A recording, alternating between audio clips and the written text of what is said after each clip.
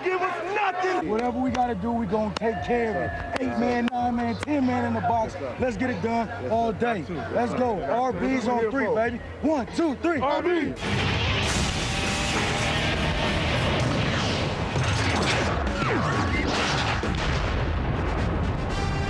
Welcome to Music City, Nashville, Tennessee, on a gorgeous 70-degree afternoon as the 7-0 Tennessee Titans take the field. They get set to host the 4-3 Green Bay Packers.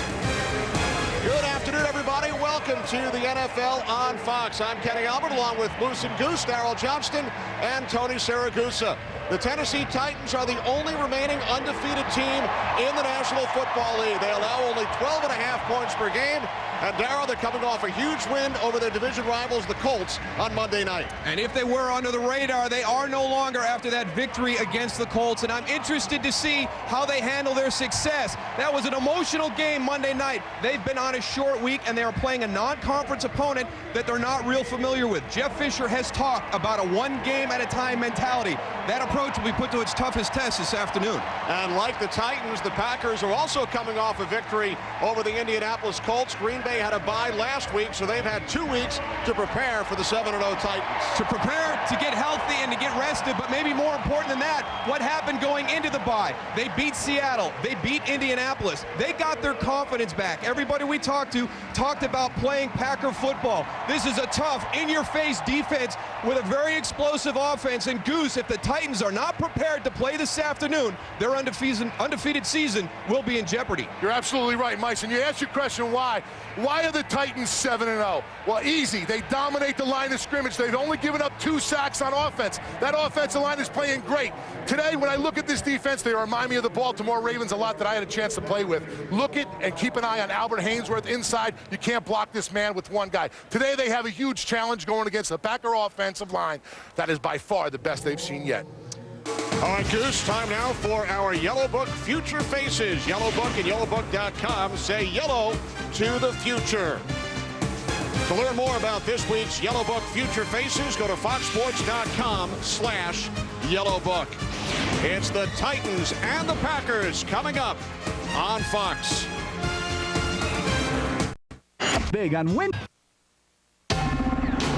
Fox Sports welcomes you to the following presentation of the National Football League.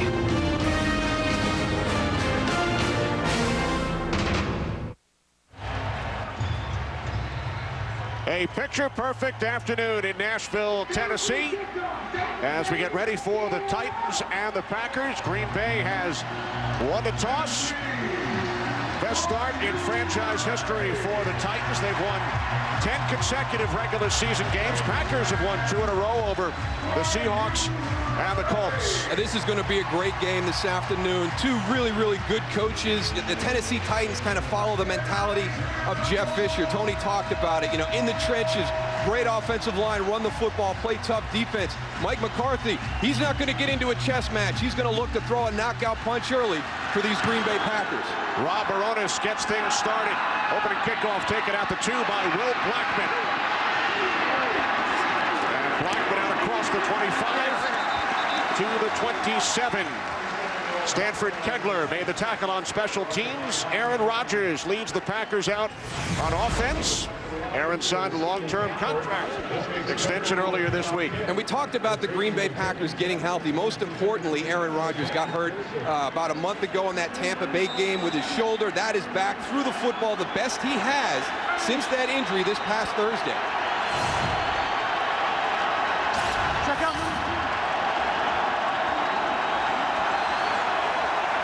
Empty backfield for the Packers on first down. Look for them Titans to bring pressure when he sees that empty backfield.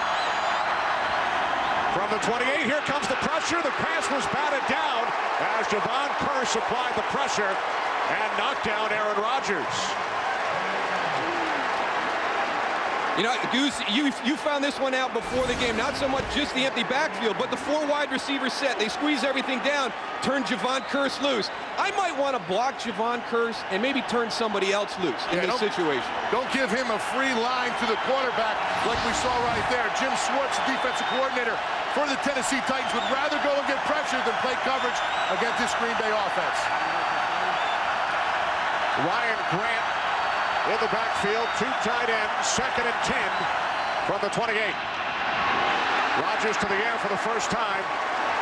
Pass was behind Greg Jennings. Cortland Finnegan on the coverage. We talked about this Green Bay Packer offense getting off to a quick start, wanting to maybe take some shots down the field, and here's that defense they'll be trying to do it against. A great front seven, all kind of keyed by Albert Haynesworth up front. Keith Bullock handles the controls, and a very, very tough secondary. Good start for the Tennessee defense, ranked 4th in the league. Going up against the 16th ranked offense. 4 wide receivers set, 3rd down and 10. And a penalty marker as the play clock wound all the way down. Delay game. Offense. 5-yard penalty. 3rd down. It's been a rough start for the Green Bay Packers. Right now, their first snap, they turned Javon Curse loose to Aaron Rodgers. The second play, we've got a miscommunication on the outside between quarterback and wide receiver. Greg Jennings is going down the field.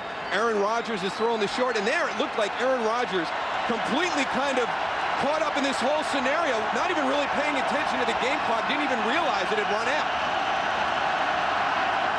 Packers must get to the 38. 4 wide receivers. Rodgers pass incomplete behind Donald Driver. Packers go 3 and out. Tremendous start for the Titans defense. A great start by the Titans defense, and that was one of my concerns. It was such a big, emotional, divisional win Monday night against the Indianapolis Colts that you wondered what they were going to have on a short week to start this game. If they can carry this emotion from the first series through this football game, holy cow, this Titans team is impressive. Derek Frost inside his own 10. Chris Carr, who's been a terrific addition, coming over from Oakland. Fair catch called for by Carr at the 33-yard line. Our first look at the Tennessee offense following the 44-yard punt. Vince Young started week 1. Kerry Collins took over, and the 14-year veteran makes his 7th start of the season. And Jeff Fisher said Kerry Collins will remain our quarterback as long as we keep winning, and they have done that, and he's kind of added a steadying influence to this offense. Not real explosive, not going to, hurt you down the field, but manages the game well. What every quarterback has to do, relies on that offensive line in the running game to really be the focus of the offense. From the 34-yard line, the rookie out of East Carolina, Chris Johnson, out to the 38-yard line, gain of 4. Johnson leads the AFC in rushing. He's 5th in the league. Packers defensive unit ranked 17th in the NFL. And I think there's a lot of mutual respect between both of these groups. I think the Tennessee Titans feel it's one of the better groups they have. Nick Barnett handles the communications for this Packers defense that will have to be gap sound against this Tennessee running attack. Off the play fake to Johnson. Collins under pressure got rid of it, but Brady Papinga was right there to make the tackle. Fundamentally sound today, Goose. They're not going to do a whole lot of elaborate things to beat you. They're going to test your ability to do your job every snap. You see a run, then we just run a simple little boot off that run action. And Kerry's going to go and try to control the game with little short passes. That defensive line for Green Bay is going to have to get up off the ground if they're down there and get up and run to the ball, because they're going to have opportunities to go and get turnovers with a lot of short dink and dunk passes in there. No gain for Scaife. 3rd down and 6. Collins, pump fake. Now he takes off. And Kerry Collins has a first down out to the 47-yard line. Collins needed 6. He gained 8. Great job by Kerry Collins, understanding what the Green Bay Packers do defensively. They are tough, in your face, man-to-man defense, back to the ball style. He looks downfield, nobody's open, everybody's running with somebody in man coverage. Pull that ball down, get enough for the first down, and get your offense another set of downs. Terry told us on Friday there are different packages for me than for Vince. For some reason, there are no running plays. But we saw Collins use his feet there. From the 47 on first down. Collins going deep. Al Harris on the coverage. Harris returning for the Packers after missing the last 4 games. Great to see Al Harris back on the field. And really, what a great job by the Packer organization kind of going through the whole process with that spleen injury. They had an opportunity, to kind of put him on IR for the season. They wanted to wait and see if he could get back on the field, and what a great decision that was. You see right there, the last 4 games, he's been out. He's a key ingredient to this defense being able to be so physical on the outside. Atari Bigby has returned as well, the strong safety who missed the last 5 games. Collins looks to set up the screen to Johnson. Johnson into Packers territory, a first down and more. Finally tackled inside the 30 by the combination of A.J. Hawk and Nick Collins after Johnson gains 25 yards. The Green Bay Packer defense is going to have to rally and get to the football. Chris Johnson is very explosive. It's a simple screen. Look at the offensive lineman. They just push the defenders out of the way. They give Chris Johnson the alley to get back in. Look at the job by Kevin Mawai. Jake Scott right there just clearing that alley so he can get up down the sideline for a big gain. Lendale White has replaced Johnson in the Tennessee backfield along with the fullback, Ahmad Hall. And this is White. White down to the 26-yard line. Bigby and Michael Montgomery on the tackle. The smash and dash combination of Johnson and White. Johnson, we mentioned, leads the AFC in rushing, and White leads the entire league with 10 touchdowns. He is your goal line specialist. He has a real nose for the end zone. He showed that at USC when he was in college. He's continuing that in the NFL. 2 tight ends, 2nd down and 7. Good protection. Collins, nice catch. Brandon Jones reached up, makes the catch, and picks up another Titans first down. The defensive line for these Green Bay Packers only rushing 4. We've seen them get a lot of pressure. That offensive line does a great job of going, keeping Kerry Collins nice and open, finds his receiver. The middle of the field is an area where the Titans like to attack also, Moose.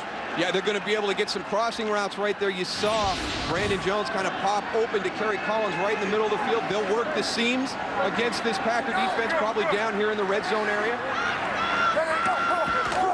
From the 16, the handoff to Johnson, cuts it to his left, and gains 3 down to the 13 before he was tackled by Brandon Chiller. Titans just very methodical with their approach offensively. And we saw the one shot down the field by Kerry Collins earlier in this drive, but we've seen the screen pass. We've seen the commitment to the run. We've seen boot play action off of that. They do all the little things right. Their attention to detail is excellent. They don't beat themselves. That allows them to play this style of offensive football. Ninth play of this drive, 2nd down and 7 from the Green Bay 13. Looking for the fullback, Ahmad Hall. Nick Barnett with the hit on Hall, 3rd down and 7. And that's what you're going to see all afternoon, whether it's a linebacker on a running back, whether it's your corners on the wide receivers. They are going to be in your face. They will challenge every throw that Kerry Collins makes. And one of the things I want to watch as this afternoon progresses is how good is Kerry Collins with his ball placement, because if he's a little bit off, if he's back shoulder, back hip, a little bit high, he's going to give this Green Bay Packer defense, which plays very tight, man-to-man coverage, the opportunity for interceptions. 3 wide receivers, 5 defensive backs, 3rd down and 7. Collins incomplete. He was looking for Bo Scaife. Charles Woodson on the coverage. Titans send out the field goal unit. Looking at Kerry Collins from down here, Moose, the one thing I do like is when he gets back there, he makes his decision and he goes with it. He doesn't give the defensive line a lot of time to go and have opportunities for sacks. The one thing they can't do is get frustrated. They still need to go and rush the passer, but get their hands up so they can try and tip some balls. Goose, here's Rob Baronis out to attempt a 31-yard field goal from the right hash. Is good. So the Titans strike first after their defense forced a 3 and out on the Packers opening possession.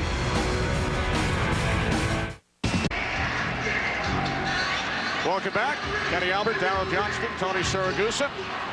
3-0 lead for the Tennessee Titans. And a great start by their offense and their defense. You mentioned the 3 and out that the Tennessee defense forced, and then their offense comes out and gets points on their opening series. Will Blackman takes a knee. Packers will start from the 20-yard line.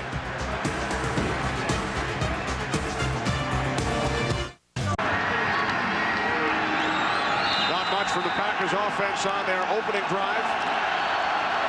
Aaron Rodgers and the Packers start from their own 20. And you look at the last 3 games that Aaron Rodgers has played, and remember, these were all played with a bad shoulder, especially that Atlanta game. Packers have 3 men in the backfield, including 2 fullbacks. Off the play fake to Grant. Rodgers steps away from trouble, and the pass is caught, and a 5-yard gain for Corey Hall. One of the 2 fullbacks, Keith Bullock, made the tackle. And there's Jim Schwartz's biggest concern, Goose, is the mobility of Aaron Rodgers in the pocket. And watch this move on Kyle Vanden Bosch, like a matador in the arena. I mean, not a whole lot. Buys him some extra time, turns it into a positive play. Good down and distance management.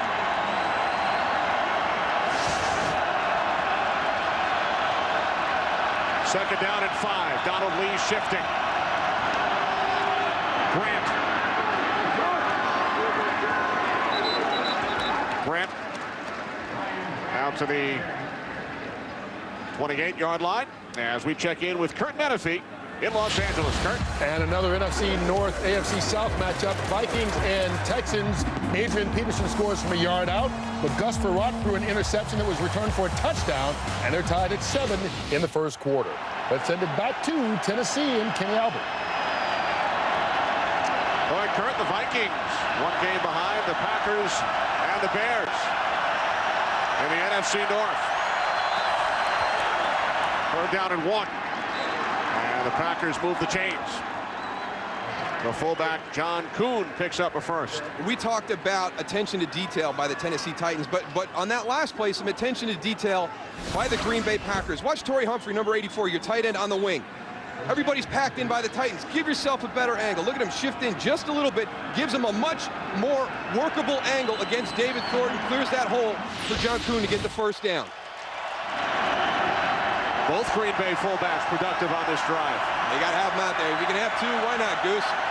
Why not bring 3 and those dress up, get down there. If they had a third, I'm sure they would.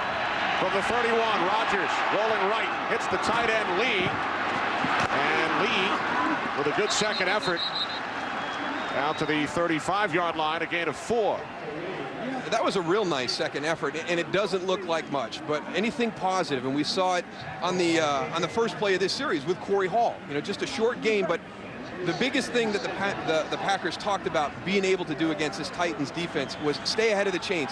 They can't get into 3rd and long, and there's not a lot of room for error. Mike McCarthy considers 3rd and 7+ not a great position to be in against this Titans defense.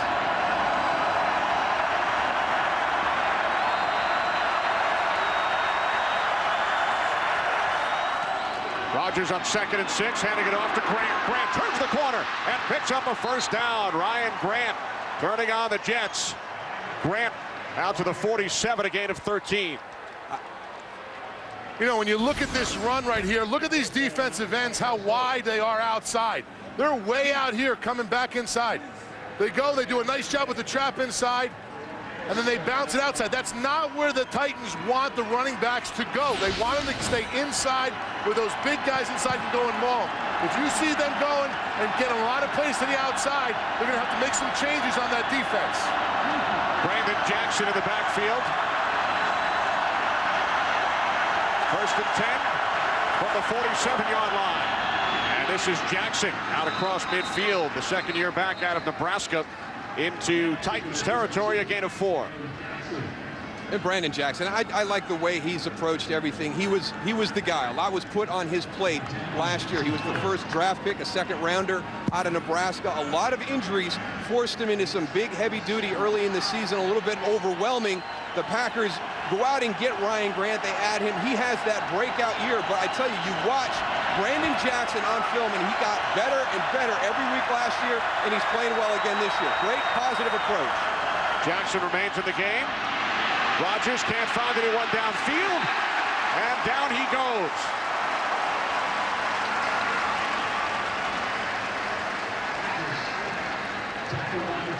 Well, this defensive line is athletic, Goose. It looked like Aaron Rodgers had an opportunity to kind of make a nice little play here and get some positive yards, but everybody is just moving to the ball. It has got a lot of speed up front. They stay alive, Moose. You know, when they get cut, they're down on the line of scrimmage, they get up.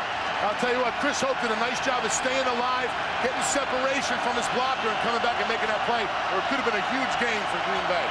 First sack of the season for the strong safety. 3rd down and 6. Rodgers steps up, looking for the chains.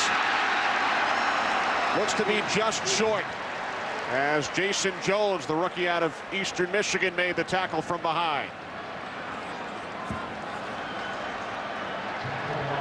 Aaron Rodgers is showing a lot of confidence that his shoulder is fine. He's pulling it down and running for it. Mike McCarthy rolling the dice here, going for it on 4th down. This Tennessee defense, 2 big 4th down stops that game Monday night against the Colts. 4th and a long one from the Titans 44.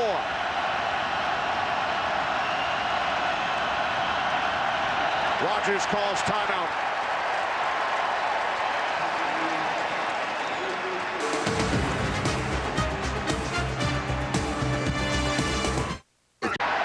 The Green Bay Packers started this drive on their own 20-yard line, now facing a 4th and a long one from the Titans 44. This is key in this part of the game, and you watch the film from the Monday night game. This Titan defense stuffed a run and played great pass defense, so they stopped 4th down plays, both attacks.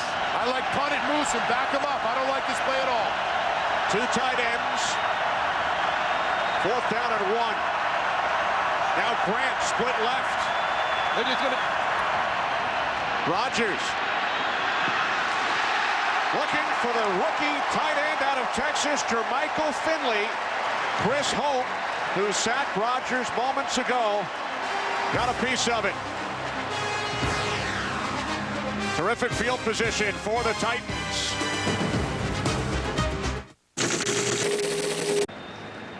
Mike McCarthy going for it on 4th down, and the pass was intended for a rookie who does not have a reception in the NFL. Yeah, I mean, Mike McCarthy talked about not wanting to get into a chess match, and he's been very aggressive to start this game. Loads of time for Kerry Collins, and his pass was too long, intended for Justin Gage. Al Harris on the coverage. Now let's go back and take a look at this. Now, Jermichael Finley, he's a rookie. And yeah, let's give everybody an opportunity, but a rookie mistake. He gets out here, he allows the defender to just turn and run to his inside. At some point, he's got to stop and beat him across his face and get back into the middle of the field and give Aaron Rodgers a better angle. Aaron Rodgers actually makes a great throw to the back shoulder, puts it in the only spot that Jermichael Finley is going to have a chance to make that catch, but to make his job easier, release, and then get back to the middle of the field. On 2nd down, the toss to Johnson, who looks to turn the corner, but cannot. Brady Papinga, along with Michael Montgomery, made the tackle, so 3rd and 10 coming up for the Titans. And you know, Goose, sometimes, you know, the reason a coach goes for it in that situation is because he's got a tremendous amount of confidence in his defense to come out and make a stop and force a punt.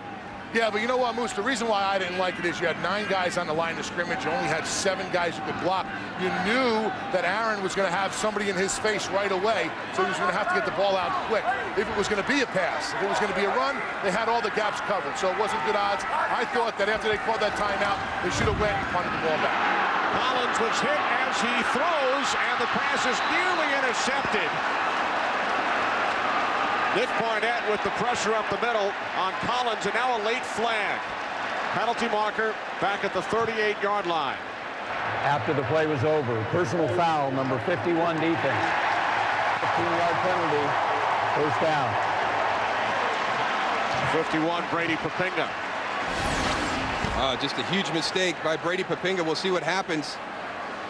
He's not the guy who gets to the quarterback. It's Nick Barnett. I was wondering if maybe they were going to call driving to the ground, but it's actually Brady Papinga engaged with a tackle on the other side, and that's kind of the baseball rule right there on the short pop fly. Somebody's got to call the other guy off. Al Harris is forward, backing up, so Nick Collins has either got to call him off or we've got to get Al Harris call it.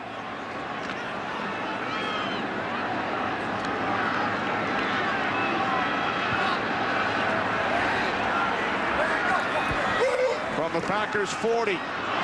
The end around, the toss to Brandon Jones. He breaks a tackle and gains positive yardage. Initially looked like Jones would be tackled in the backfield for a loss, but he broke free and gained 7. Well, Ryan Pickett did everything right except get Brandon Jones to the ground. You can't play a reverse any better. He just didn't finish it with a tackle. Great effort by Brandon Jones. That's a big man who's got you wrapped up. Showed some good strength. I think everybody on the field just stopped because they thought that he was tackled, but he ran right through that tackle. Titans get a reprieve. Looked like they would go 3 and out and be forced to punt, but the penalty. And now Johnson takes it down to the 26-yard line. The Titans first down as we check in with Kurt.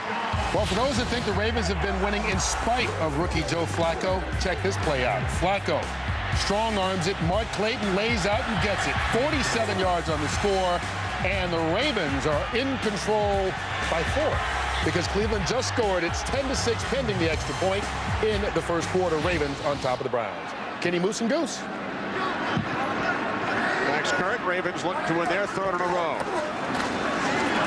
Johnson down to the 18-yard line. Michael Montgomery made the tackle. 8 more yards for Chris Johnson.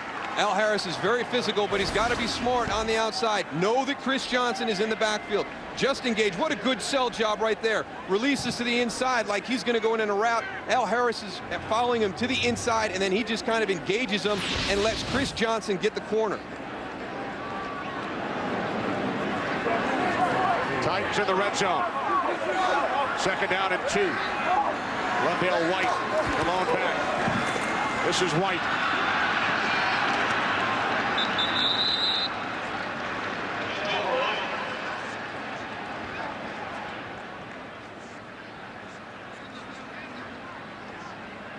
Colin Cole lost his helmet. Yeah, he's crying to the officials that they tore his helmet off there, but no flag on the play.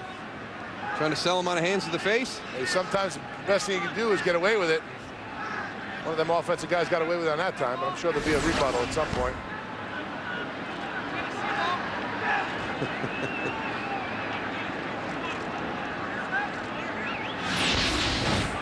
I see nothing. Titans just short.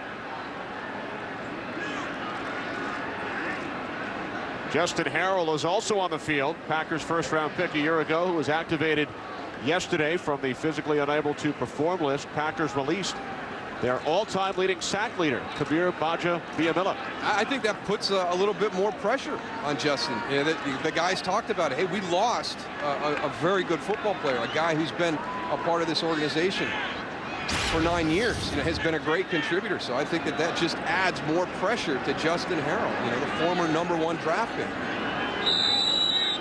#1 pick out of Tennessee.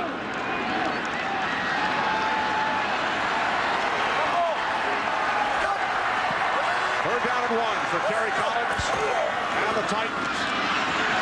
And Lindell White this time has a first down. You think about a short yardage and goal line runner, that they're going to be this running back that just explodes into the hole full speed, try and stop me with everything I've got. And Lindell White is like the complete opposite of that. He's got such a great feel. He has such great patience when he gets the ball. He lets everything develop. When he decides to go, he's got a great feel, you know, gets his shoulders turned. I mean, he's got excellent running ability in short yardage and goal line situations for a young guy. Chris Johnson back in, the handoff to the fullback, Lamont Hall. White, Johnson, Hall running behind an offensive line that has allowed only 2 sacks this season. Kerry Collins said the offensive line is as responsible for our 7-0 start as any position on the team. Yeah, I'll challenge any team in the NFL right now to match the lines of this Tennessee Titan team, both offensive and defensive. Very, very good at what they do. First quarter comes to an end. Titans lead the Packers 3-0. Fox NFL Sunday will return after these messages and a word from your local Fox station.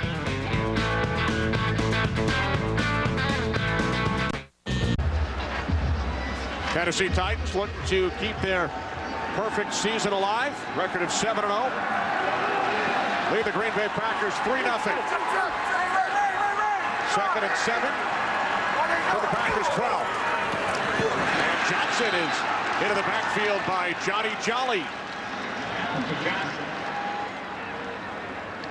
Good job by this Packers defense right now. They've got to hunker down, hold this Tennessee Titan team to just a field goal on this drive. They cannot allow Tennessee to get out to a big lead. You play into their hands.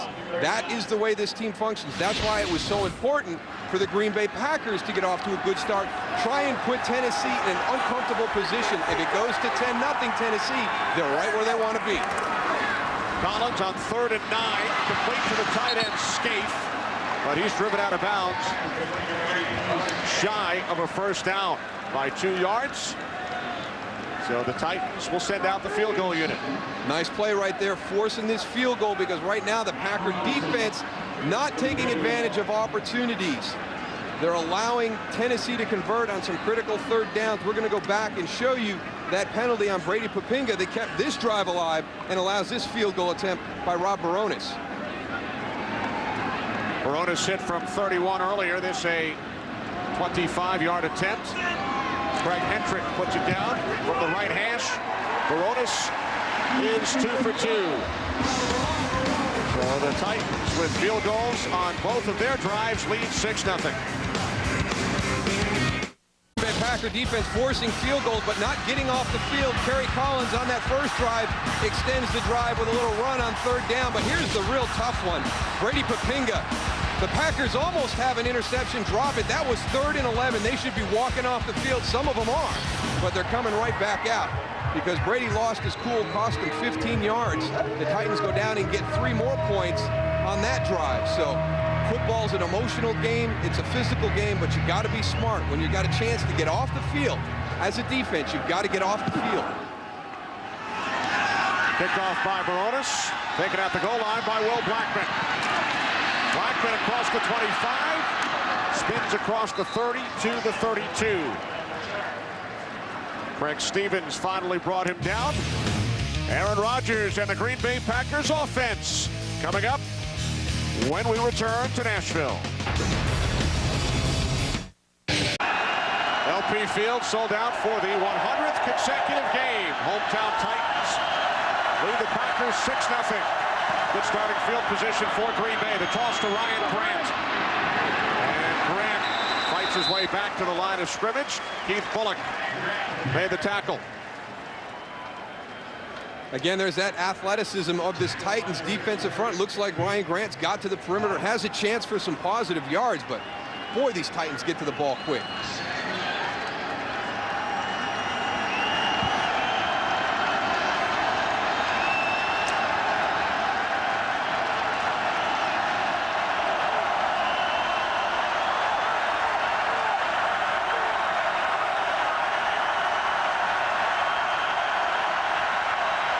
Play clock at 3. 2nd and 10. Grant. Ryan Grant out to the 39-yard line on the draw. Gain of 7. One of the ways that the Green Bay Packers want to attack the Titans in the running game, quick hitting plays or a slower developing draw. Watch this draw play. Doesn't hit as quick as you would think. Let those big aggressive defensive linemen get into their rush lanes a little bit more and then try and slide the ball in. Aaron Rodgers does a good job of getting deep and then fakes out Javon Kirsch. Javon Kirsch gets caught upfield. There's a huge lane for Ryan Grant. Letting just hit. Keith Bullock out of the game. 3rd down and 4.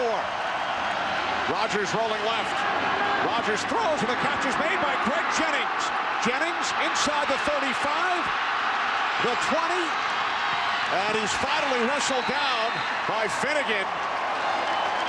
Inside the 10-yard line, 52 yards from Rodgers to Jennings. There is the biggest concern that this Tennessee Titan defense had coming into the game. The mobility of Aaron Rodgers that contributes to the big play. Greg Jennings, it's just a simple little curl, but they like the matchup that Greg Jennings presented to this team against anybody. 1st and goal, Ryan Grant. Let me ask you this. Bullock was shaken up. He came off. He wears the green dot.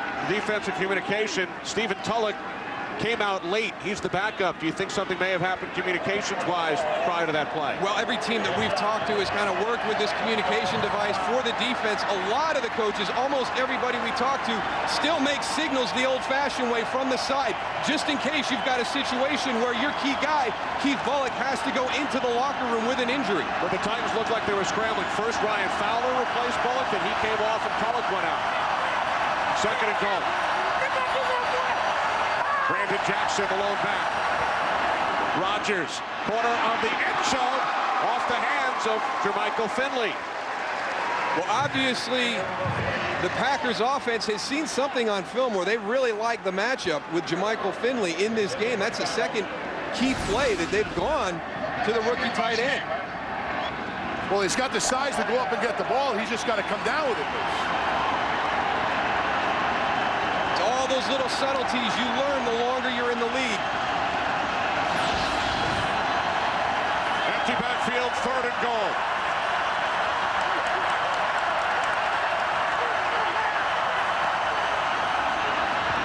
Rodgers passes low.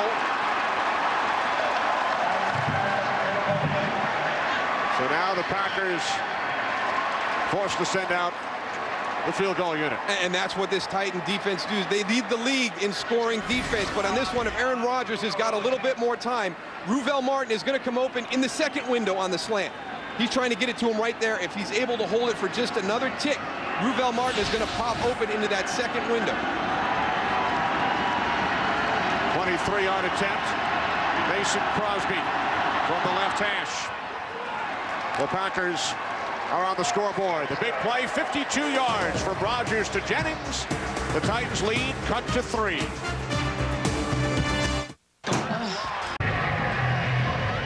Packers drive 7 plays, 63 yards. 52 of the 63. The pass from Rodgers to Jennings. And exactly what this Titans team was worried about against the Packer offense. Aaron Rodgers has the ability to extend the play, but on that one, a great design, a dash. Tony thinks it's something they're going to come back to later in the game. Crosby's kick taken at the 3 by Carr. Chris Carr, second leading kickoff returner in the NFL. Brings it out across the 30. Aaron Rouse made the tackle. Good starting field position for Kerry Collins and the Titans.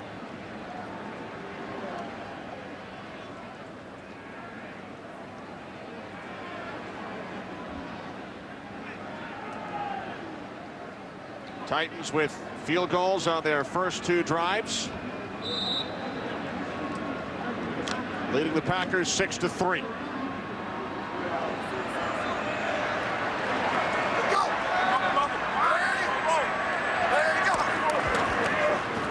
Wendell White. Nick Barnett the tackle, gain of 3. Kurt Menefee in Los Angeles. Chiefs and Bucks, keep your eye on this one. Direct snap to the running back Jamal Charles. He gets it to Mark Bradley. Bradley to the quarterback. Tyler Thigpen wide open, 37-yard score. And look at this, Kansas City putting a whopping on the Bucks, 21-3 in the second quarter. A little trickeration, as they like to say, Kenny. Wow, Chiefs with only 1 win this season. Up against the 5-3 Bucks. Second down and 7. Collins with time. Pass intended for Justin Gage. So far, Kerry Collins has kind of gotten away with his ball placement. It hasn't been perfect right now, but watch right here. A little crossing route, work in the middle of the field, like Tony talked about. A little high. Justin Gage has got to make that catch because when you play Green Bay, they're so aggressive in the secondary. The tip ball, the ball that's not put in an area where the receiver can get a hold of it easily. Those things can be interceptions going the other way very quickly. Green Bay's taken 5 back for touchdowns already this season. Collins just 1 for his last 6. Third down and 7. Titans have to get to the 41. And they do not. Nick Collins on the coverage. Justin Gage again, the intended receiver. Well, the Green Bay Packer defense does a better job taking advantage of that opportunity to get off the field on third down, and here it is. They challenge every single throw. That time, Nick Collins coming up, putting a hit on Justin Gage. The ball's put in a good spot by Kerry Collins. just engaged 2 drops on that series. Even those defensive linemen are making big adjustments, especially on the run. They're not really getting a lot of penetration right now. They're all playing on the line of scrimmage, which I think you have to do against this Tennessee offensive line.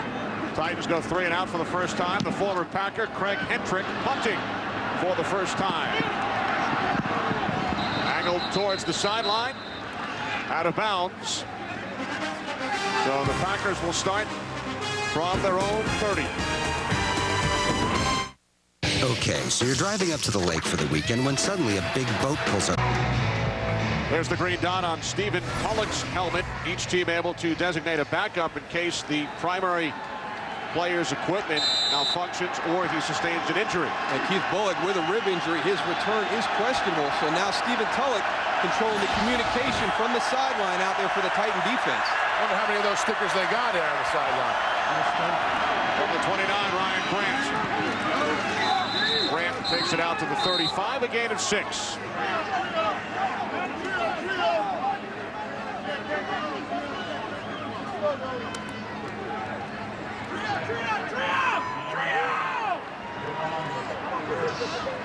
Stephen Tulloch, you know, great to watch his progression. Talk to Keith Bullock about Stephen Tulloch in our meeting on Friday. Knows all 3 linebacker positions. Maybe a guy there who's going to be a backup, play special teams, but he had such a great offseason, translated that into a great preseason, got the starting job this year. Second down and 4. Rodgers rolling right, directing traffic. He throws. And Greg Jennings was ruled out of bounds. Nick Harper on the coverage. There's an example of that new rule that the NFL put in. Not talking about force outs anymore. Good job by Nick Harper. Get a good shove. Greg Jennings does not have enough time to get that right foot down. Last season, that might have been ruled a catch.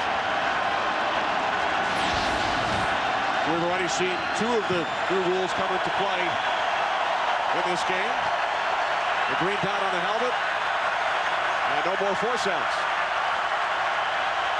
3rd down and 4. Rodgers steps up, looking for the chains. He dives, and he picks up a Green Bay first down. Just a really good, quick decision by Aaron Rodgers on that. As soon as he steps up, thinking he might have an opportunity to reset and continue through his progression, he realizes that Tennessee's got kind of everything covered, and this thing's collapsing quickly. Let me get out of here. A nice job of sneaking a peek out to his left to find out where that yard marker is. 12th rushing first down for Rodgers this season. Among all of the quarterbacks in the NFL, only David Garrard has rushed for more. There's that mobility that the Titans were worried about. Grant up the middle. Grant out to the 45-yard line. Setting up 2nd down and 5.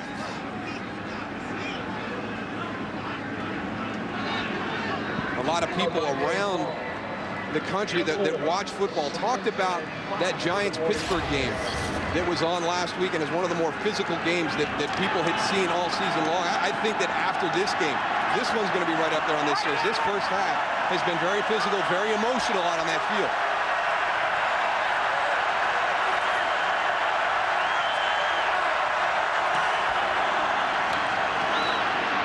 Rodgers on 2nd and 5, complete for a first down to Greg Jennings. Cortland Finnegan brings him down, but Jennings gains 7.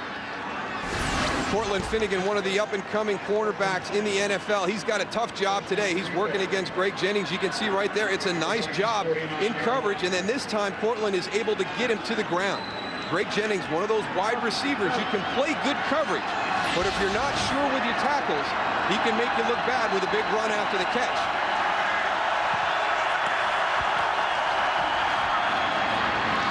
Catch is made by Jermichael Finley, so the Packers are 1 for 3 today, going to Finley, and finally his first NFL reception. Oh, there you go, and now that's something that he can build off of. I mean, you know, a big 4th down decision, and it looked like Jermichael Finley was one of the big players, the ball thrown his way. In that situation, they took a jump ball shot at him on a fade on the drive where they got the field goal. So maybe want to start out with that play, give him something nice and easy and positive to get his confidence. 2nd down and 4. The slant is caught. What a spin move by Jordy Nelson. And Nelson is finally tackled by Michael Griffin at the 18-yard line. So the rookie second-round pick out of Kansas State gains 24 yards. What a great move after the catch. Watch this quick little spin by Jordy Nelson. Nick Harper's playing it really good. He's driving up to make the tackle. Jordy Nelson just able to plant his foot and spin out of that one to get some extra yards. I'll tell you what, this Tennessee defense is doing a great job of running to the ball, but all those short passes, these guys are getting a little winded. You see a lot of guys rotating, coming out of the game, hitting their tops to their helmets. On the 18, Rodgers with time, swings it out to Grant. Ryan Grant unable to make the catch. Stephen Tulloch on the coverage. Boy, he has got some good speed, some good mobility. Stephen Tulloch does, and he's the guy that made the hit on that fourth down run Monday night against the Indianapolis Colts. You watch here, just reading the field, has got his guy. Now watch the close on it right there. Doesn't allow Ryan Grant that second chance.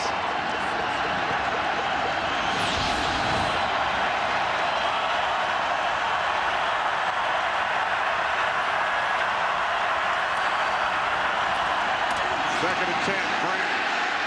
Nothing. David Thornton.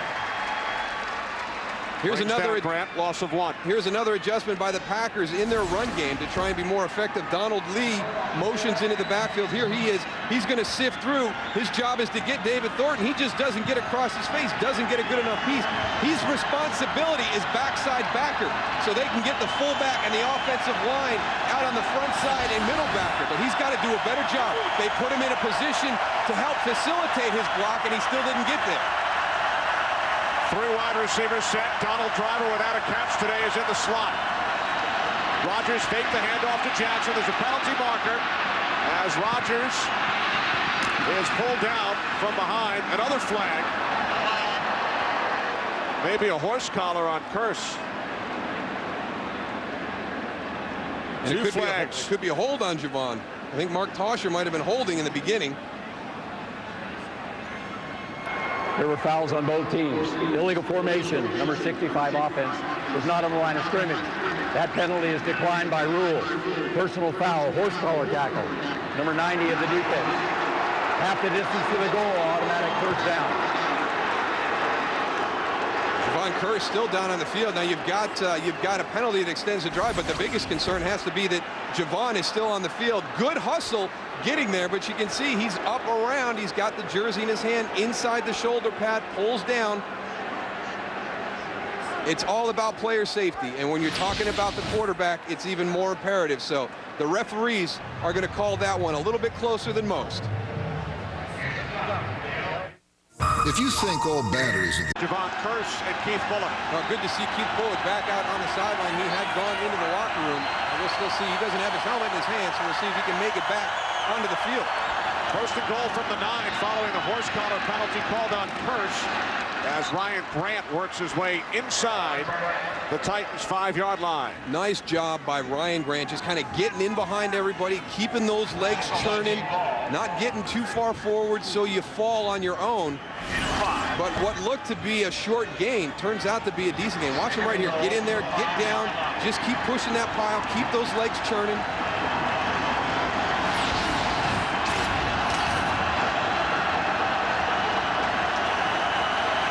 Second and goal.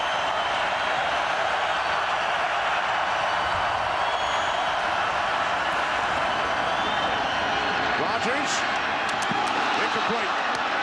Intended for Jennings. Finnegan on the coverage. Well, we've had a couple of breakdowns in communication with Aaron Rodgers and Greg Jennings. We had one on the opening drive when Greg Jennings went deep and Aaron Rodgers threw short. Here, slow play. All right, I'm going to block you. And the ball was coming my way. What's going on? All the offensive linemen thought it was going to be a run play. They were firing out. I'm surprised they didn't get charged with a legal man downfield. Some of the offensive linemen were down in them secondary guys. Everybody got it but Greg.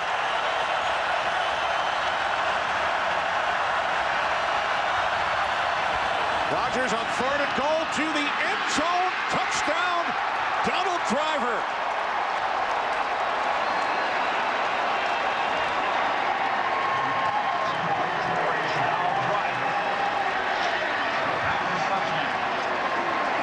The Tennessee Titans did a nice job against the Indianapolis Colts receivers on Monday night. You talk about Marvin Harrison and Reggie Wayne, Anthony Gonzalez, Dallas Clark, what they can throw at you. But this group really felt that the wide receivers for the Green Bay Packers, top to bottom, were going to be the most difficult wide receiver group they'd faced to date.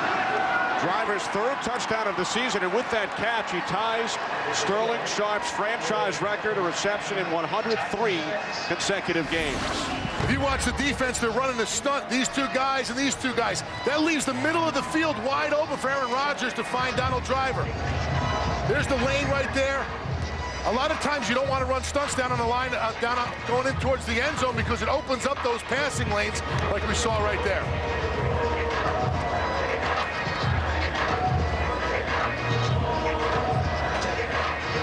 When you can put four guys across the board, and that's why we see this four wide receiver set, and this afternoon James Jones is inactive, or they'll go five at times. But when you talk about Donald Driver, Greg Jennings, Ruvel Martin, who in my opinion is a wide receiver for the Packers, and we have not seen his greatest days yet. He is a big physical guy. I talked to Aaron Rodgers about him. When is he going to find his place in this wide receiver group? And then Jordy Nelson, you know, their first pick this year, second round pick out of Kansas State. They have got a very, very strong wide receiver group. You get down into that red zone, spread those four guys across the formation. That's a tough challenge for this Titans secondary. A lot of options for Aaron Rodgers, I'll tell you that. Nelson with a huge play during that drive, a 24-yard reception. We talked about the Poppinga penalty earlier, which extended a Titans drive. The Javon Curse horse collar extended that drive. It gave the Packers a first down as Carr takes it out to the 26 before he was tackled by John Kuhn. Well, Kerry Collins in his 14th pro season. Played in 2 NFC Championship games, including one against Green Bay as a member of the Carolina Panthers. Goose, you remember Super Bowl 35 going up against Kerry Collins and the Giants. He has helped lead the Titans to 6 consecutive victories after replacing Vince Young. That's, you know, Kerry Collins, we were in that Super Bowl. He came out and tried to throw downfield. We just had a secondary that, you know, was unbelievable. Goose batted down there by Aaron Campbell. But he could definitely get it done. The week before in the NFC Championship game against Minnesota, he put a lot of points up on the board to get him into that Super Bowl. Well, you know, the big thing, Tony, we've had a lot of discussions about Brad Johnson down in Dallas. We've done their games the last 2 weeks. The pregame show talking about it again earlier today. You know, Kerry Collins brings that experience, brings that maturity, but also continues to have the ability to get the ball down the field for this Titan offense while he fills in for Vince Young. Kerry also 5 years younger than Brad Johnson. How about Lendale White? This is not Chris Johnson, it's Lendale White who takes it inside the Green Bay 20-yard line, a 54-yard pickup.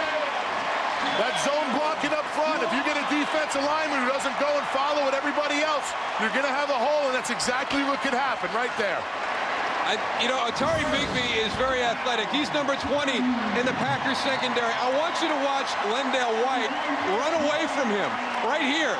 Now, look at how big Lendale is. You know, you're like, I got this guy. He's in my sights. Wait a minute. He's pulling away from me right now. I mean, there's your big short yardage goal line runner showing a nice little burst down the sideline. He did have an 80-yard run earlier this season.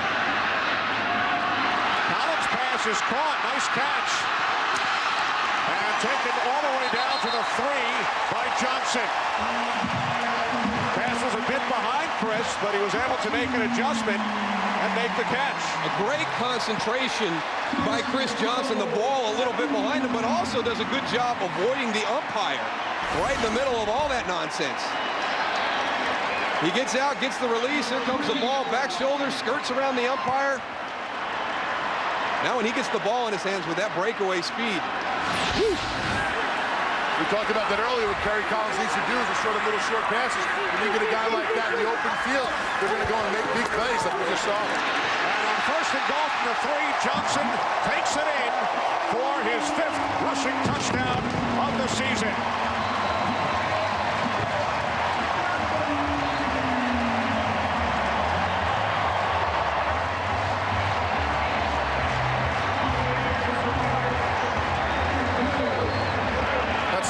is it, Moose? Lendell should have got the carry to get it in. He brought him all the way down there. They were too far out, Tony. They were on the 3, not the 1. Oh, was he still on the sideline getting oxygen?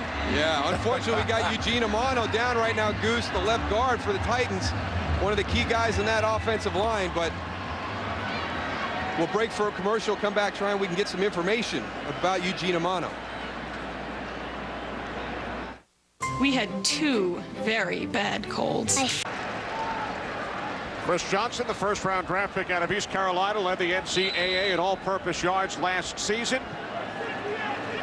With the touchdown, Eugene Amano, the left guard, shaken up on the play. Rob Moronis, the extra point.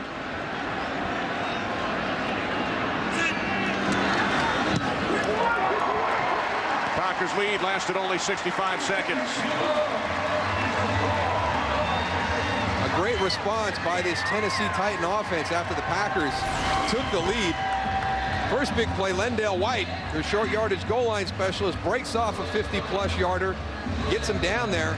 While he's on the sideline getting a little bit of oxygen, Chris Johnson comes in, gets a nice little catch, uses the umpire as a screen, breaks away, gets it down inside the 5-yard line.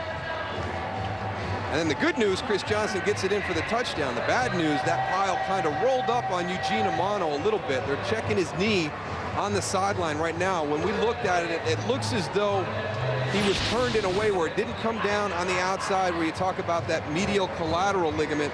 It looked as though it was more on the back of his legs. He was able to walk off the field, so hopefully one of those things that just kind of scares you a little bit, Goose, when that pile shifts. Yeah, it's never good when guys fall on your legs, man. Ankles, knees. Big guys don't like that stuff. Goose aerial coverage brought to you by DirecTV. Now get over 130 of your favorite channels in HD. 74-yard drive for the Titans, guys. Lendell White, Chris Johnson combined for all 74.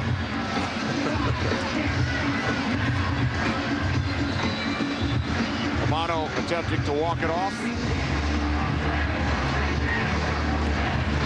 Titans lead is 13-10.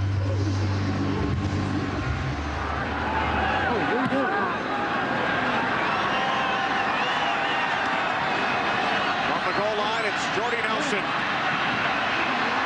Penalty flag. Nelson down the sidelines. Out of bounds after he crossed the 40. I think the Packers are going to get 5 more yards because the Titans ran some guys pre-kick, but you can't overload. You can't put 6 to a side. So one of the guys got a little bit too far. Offside. Number 57 of the kicking team. 5-yard penalty being forced from the end of the run. First down. Josh Stamer. One of those overload situations. Again, one of the new rules, you watch them run, but you still got to stay balanced. They cross all the way over. Looks like Rob Moronis, the kicker, took a little bit of a hitch kick, too, that might have messed up their timing there to get to the line of scrimmage. It's always the kickers, Moose. Whenever you can blame it on somebody. Absolutely. Blame it on the kickers. Goose, best starting field position of the day for the Packers. From their own 45-yard line. Rodgers steps up, fires downfield, just out of the reach of Jennings. Greg Jennings didn't know the ball was coming to him. He slowed down there right before the ball got to him. If he would have kept running, he would have been able to catch that ball. We've also got a change for the Packers at left tackle. Chad Clifton's out with kick. Darren College out to left tackle. A little shakeup in their lineup. There it is, Goose, just outstretched past the fingertips, so just that little hesitation. Yeah, I don't think he knew he was getting the ball. He's looking right at his eyes, Moose. Pass is caught by Nelson, and Jordy Nelson has a Green Bay first down. Jason Spitz has moved over to the left side, to left guard, and Josh Sitton in the game at right guard, with Clifton on the sidelines.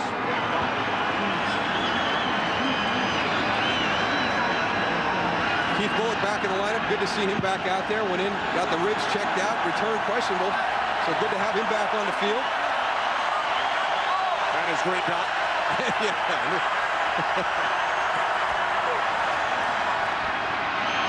Rodgers complete. to the fullback, John Kuhn, and it's Bullock who makes the tackle after a gain of just 2. And we'll see if how long Keith's able to stay out of the field. That's not Keith Bullock right there. You get a running back out into the flat exposed with a back shoulder catch. Keith Bullock's usually going to come up and just put a big hit on you. We have hit the 2-minute warning here in Nashville. Packers on the move, trailing by 3.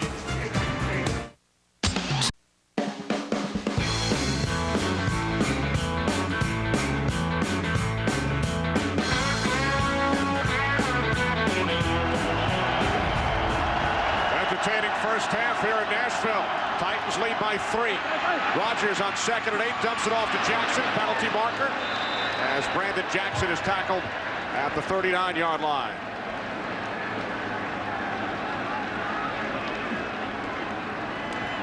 Holding, number 71 offense. 10-yard penalty, repeat second down. That's on Sick, the rookie out of Central Florida, who was in due to the injury suffered by Chad Clifton. I like the composure of Aaron Rodgers in the pocket right now. I mean, there's always going to be pressure with this Titan defensive front. They're very, very good. Don't have to blitz a lot. Those down 4 can get the pressure on the quarterback. But Aaron Rodgers is doing a good job of just kind of moving a little bit, giving himself a little bit of extra time to get that ball thrown. Not panicking. 2nd down at 18. Rodgers, shovel pass Jackson. Jackson down to the Titans 43, so on 2nd and 18, Jackson gains 10. Nice play call by Mike McCarthy there, a little bit conservative, gets you into a more manageable 3rd down situation. Again, we talked about 3rd and 7 being this cutoff just a little bit outside that, but a good play call on 2nd down to give you a shot at 3rd and 8. 3 wide receivers, Driver in the slot.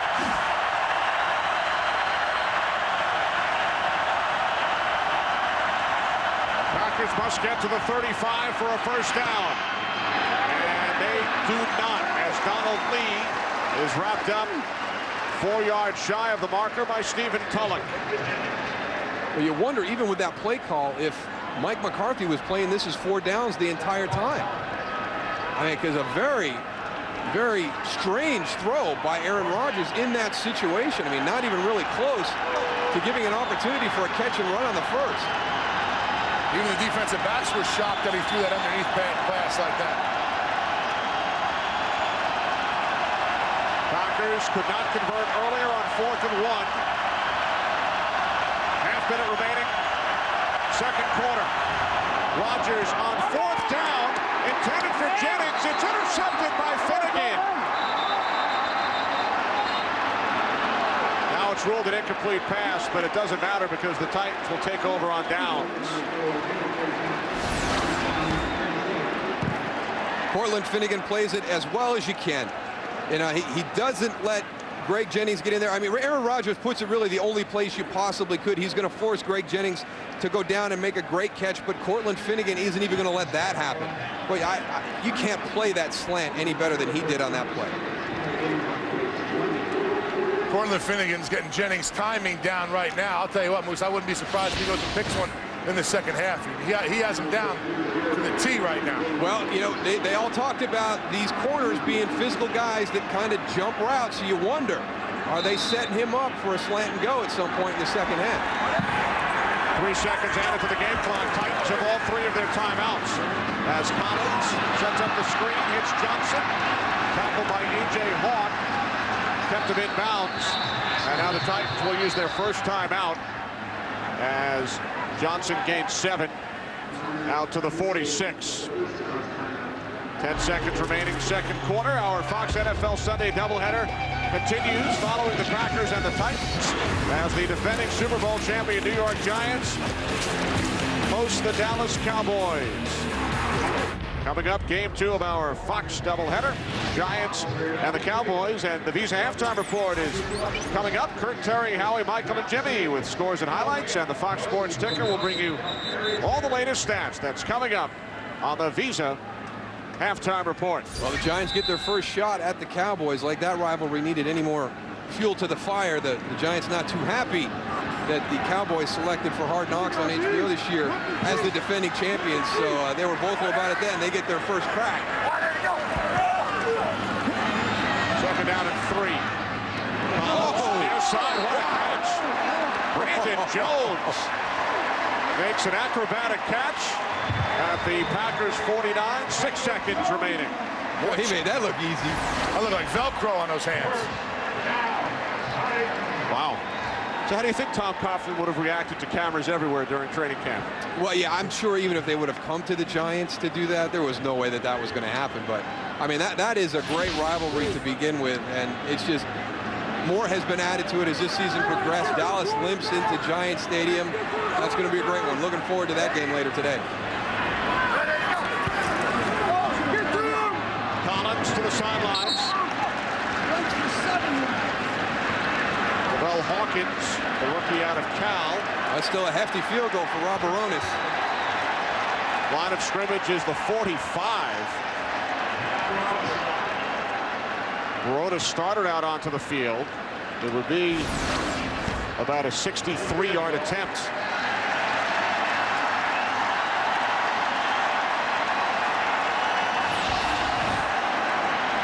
Career long for Baronis is 60. The NFL record is 63. Tom Dempsey and Jason Elam.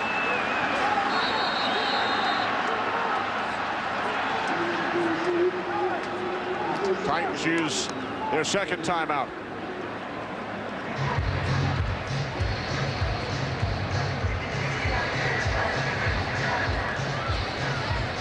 Let's take this opportunity right here to get to learn a little bit about this Tennessee Titan team, supposedly under the radar. You see right there, Tony talked about a great offensive line, only 2 sacks this year. Also great at blocking for their running back. There's the big thing, scoring defense. Kind of a wide margin between first and second place there, and they are great at taking the football away. They do all the little things right. They don't beat themselves. They're not a highly penalized team. They play a certain style, not flashy, not glamorous, but very effective. This will be a 63-yard attempt. Again, Tom Dempsey, Jason Elam, the NFL record holders, with field goals from 63 yards away. Packers have a deep man back. The snap goes to the holder, Hendrick. He takes an E, so the Titans do not want to take a chance as the Packers sent Tramon Williams deep to the goal line. Well, with that kind of kick, it's going to come out low. He could be blocked heading the other way real quick. We've seen some big returns the last few years. The Visa halftime report is next. Tennessee Titans lead the Green Bay Packers at the half by the score of 13-10 here in Nashville. Aaron Rodgers, 129 yards in the air, touchdown pass to Donald Driver. Chris Johnson, 70 total yards, and Greg Jennings with a 52-yard reception. For the latest in fantasy stats, log on to foxsports.com. The second half is coming up from Music City.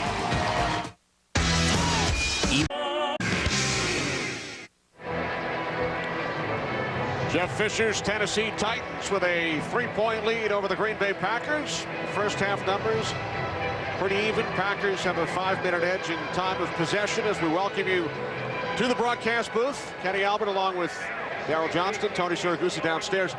Did the first half develop about as you expected? It did.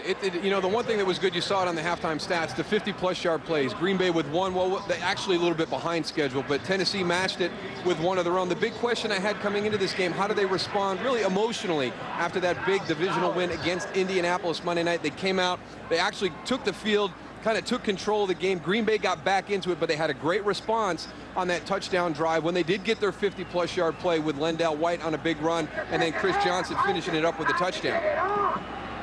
The Mike McCarthy's Packers trail by 3 as we begin the second half.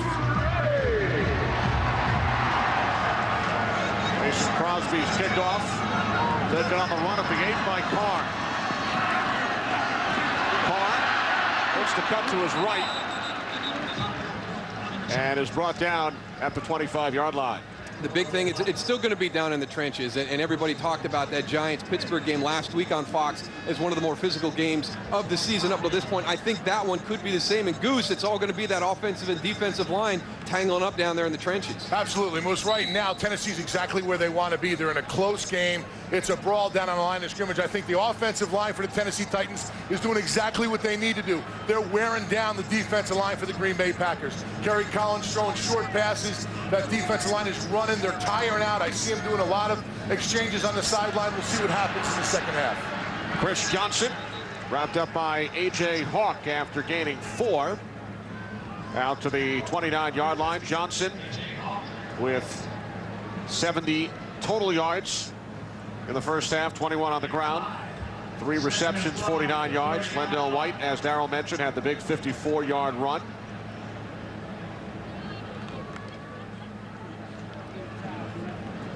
Flash and smash, smash and dash, whatever you want to call them.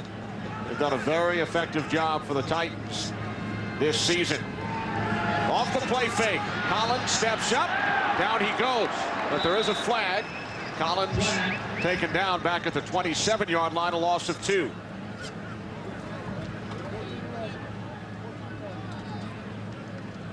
Holding number 54 offense. Penalties decline.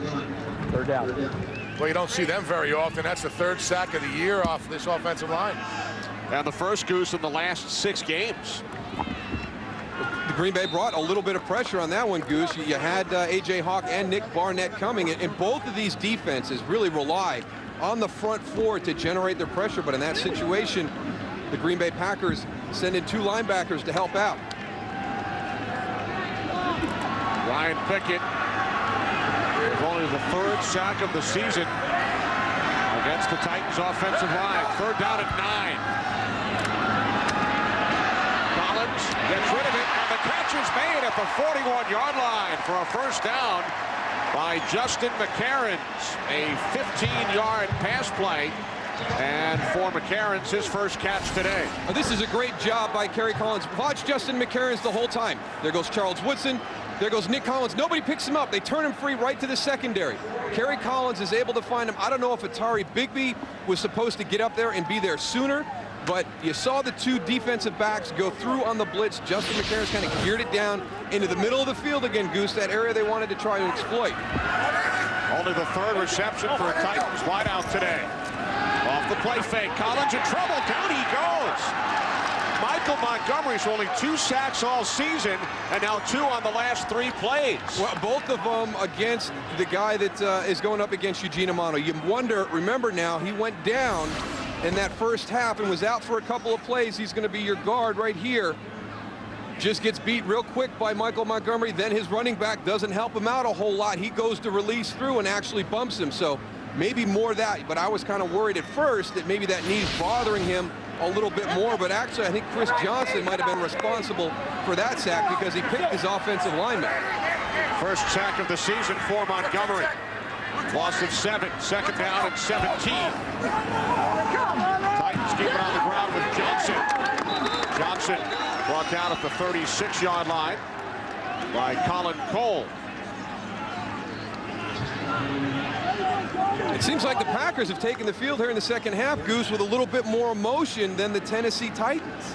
Yeah, it really does. You know, I thought they were worn down after watching the first half, but looking at this series with those 2 sacks and the pressure they're putting on them, and you know, one thing I do see that whole defensive line, as you saw in that last play, that run, they're all coming down the line of scrimmage and they're staying in the line. They're almost making like a wall of players where there's nowhere to run, and that's something they weren't doing in the first half. 3rd down and 15.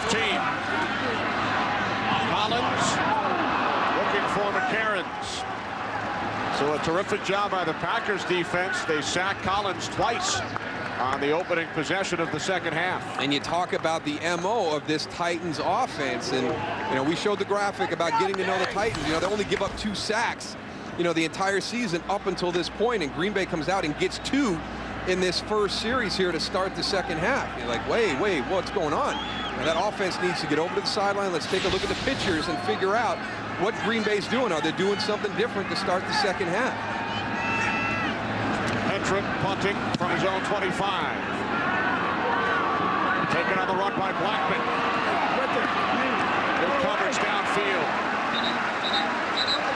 Not a lot of yards on the return by Will Blackmon, but a great job of hustling up there to make the catch. Not let that ball hit the ground and bounce.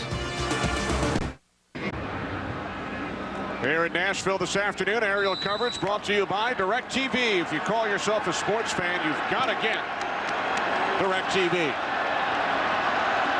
Packers start from their own 30, trailing by 3. 2 fullbacks in the game, leading the way for Ryan Grant. Grant leading forward, gain of 2, out to the 32. Titans do not have Kyle Vanden Bosch on the field. He did not play last week, played only 3 plays the week before due to the groin injury, and Vanden Bosch on the sideline. And Goose, you know, for a guy that does what Kyle Vanden Bosch does, a groin injury is probably one of the worst injuries he can have if you're fighting through. I'll tell you what, it's something it doesn't take 2 weeks to come back from either. I was really surprised to see him out on the field today, and hopefully he gets better. The coaches do say there's nobody on the team or on the earth that heals faster than that guy right there. Rodgers being chased, dumps it off, caught by Jackson. Couple of nice moves by Brandon Jackson, and he picks up a Packers first down out to the 43.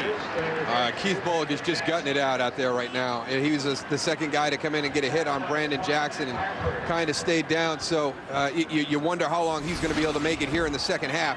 But again, there's some of that mobility that the Titans were concerned about, and you know how he talked about it at halftime. You know, is it some of it designed in there, or is this just Aaron Rodgers ad-libbing on that one? I think there's a little bit of ad-lib, but we have seen some dashes, we have seen some bootlegs where they've incorporated moving the pocket against this Tennessee front. Jackson picked up 12. Now it's Grant into Titans territory. Ryan Grant, another Green Bay first down to the Tennessee 43, gain of 15. Just the ability to extend that play a little bit, whether it's a little slide right there, buying yourself a little bit of time, and then making the quick decisions. A couple of times he's made the quick decisions. And here's a play that Tony thinks we're going to get to see again here in the second half because of what Tennessee does with their defensive line. But he's done a little bit of everything today to keep that Tennessee defensive front off their toes. Tell you what, if you can gain a half a second, it's the difference between an incomplete and a reception move. The slanted driver who gains 8. Rodgers was somewhat of an unknown coming into this season. Did have the good game against Dallas last year, but sat behind Brett Favre for 3 years. Are you guys surprised at all at how quickly he's come along? He obviously had 3 years to learn the system, but he's played very well. Not at all. Not at all, because of how he played in that Dallas game. I thought he played better than Brett Favre started that game. I know Brett wasn't in there very long, but I thought Aaron Rodgers gave them a legitimate shot to win that game. The way Brett started that game against the Cowboys, it was going to be a long night. Second down and 2. Rodgers with loads of time, firing downfield. It is intercepted in the end zone by Chris Hope.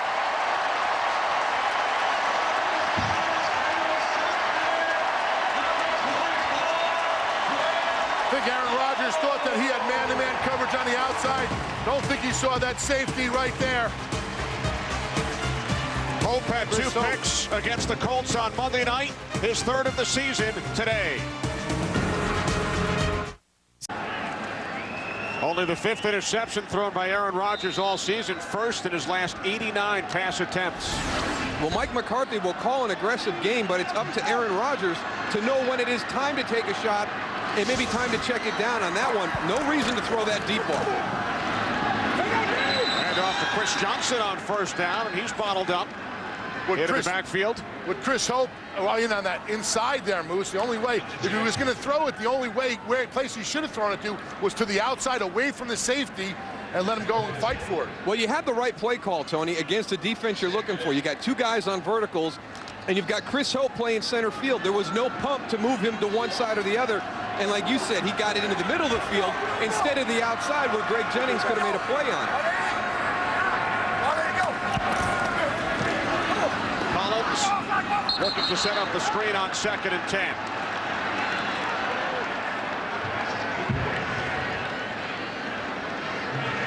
I know Kerry Collins is playing a really conservative game, Moose, and this is what they like to do with him. But at some point, I think, I'd like to see them throw a ball downfield, a little bit of a deep threat to try and draw those safeties back a little bit. We're seeing so many dinks and dunks in there that those safeties are coming up on everything and making plays, so they're only 2 and 3 yard gains.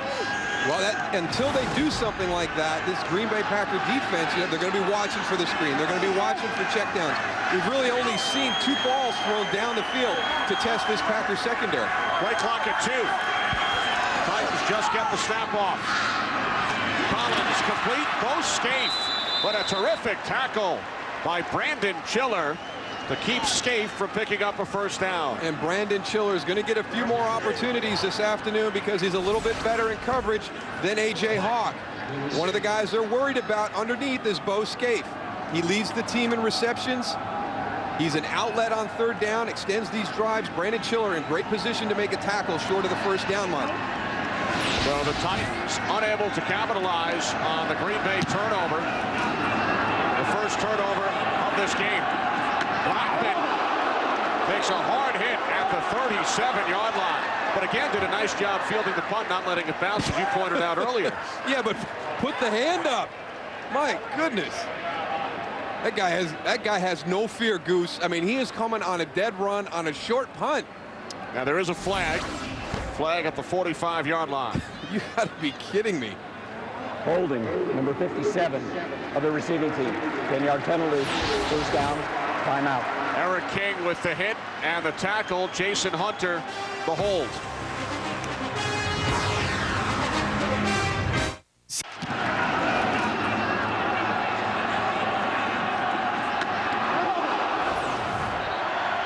Just one of many of the hits like that this afternoon. This has been a physical game. Ryan Brent on first down, gains 4. Out to the 31, tackled by Chris Hope, who picked off the Aaron Rodgers pass moments ago, but the Titans went 3 and out, so now the Packers with another chance. 2nd down and 6 coming up. Just need to be a little bit smarter with the ball, and I think Aaron Rodgers would love to have that throw back. Mike McCarthy gives him the opportunity to take the shots down the field. You mentioned that's only his 5th interception. He does a good job making those decisions, but that was not a good one on the last series. And the Packers have built some momentum on that drive. Rodgers on 2nd and 6. Uncharacteristically dropped by Donald Driver.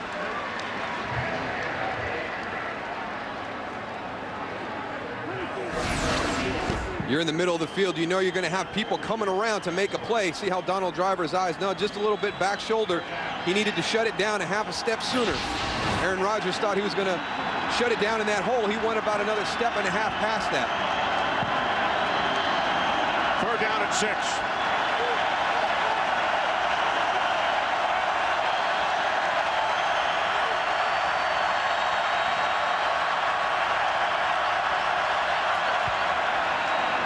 Packers have to get to the 37. Ball comes loose on the sack of Rodgers, and it's recovered by the Titans.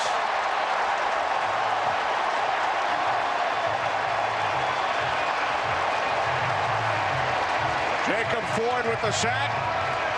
Rodgers coughed it up, recovered by Stephen Tulloch. Well, they gave you a look like they were going to only rush 3, and then they added 2 people to the ends. They pull Albert Hainsworth from the inside out. Here comes Jacob Ford up the middle, knocks that ball loose. That's an intimidation sack. Albert Hainsworth dropping back in the middle of the field. You see him down here. Nowhere to go with the ball. Ford goes and makes the tackle. Didn't even know the ball was out. Going to scoop that up himself. Turnovers on the last 2 possessions by the Green Bay Packers.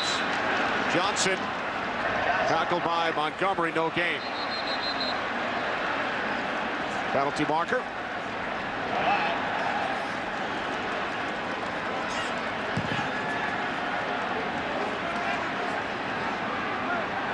foul on the play for a blow to the head. No foul.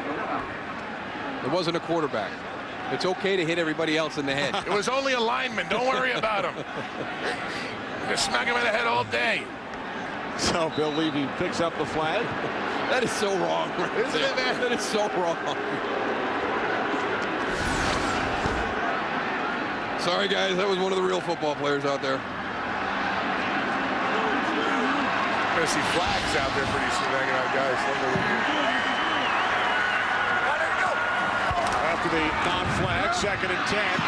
Off the hands of the fullback Hall. Brandon Chiller on the coverage. He's doing what he's been asked to do in this defense this afternoon. You've got a lot of underneath routes that are going to come at you. And in certain personnel groups, they want to get Brandon Chiller in place of A.J. Hawk because of his coverage skills.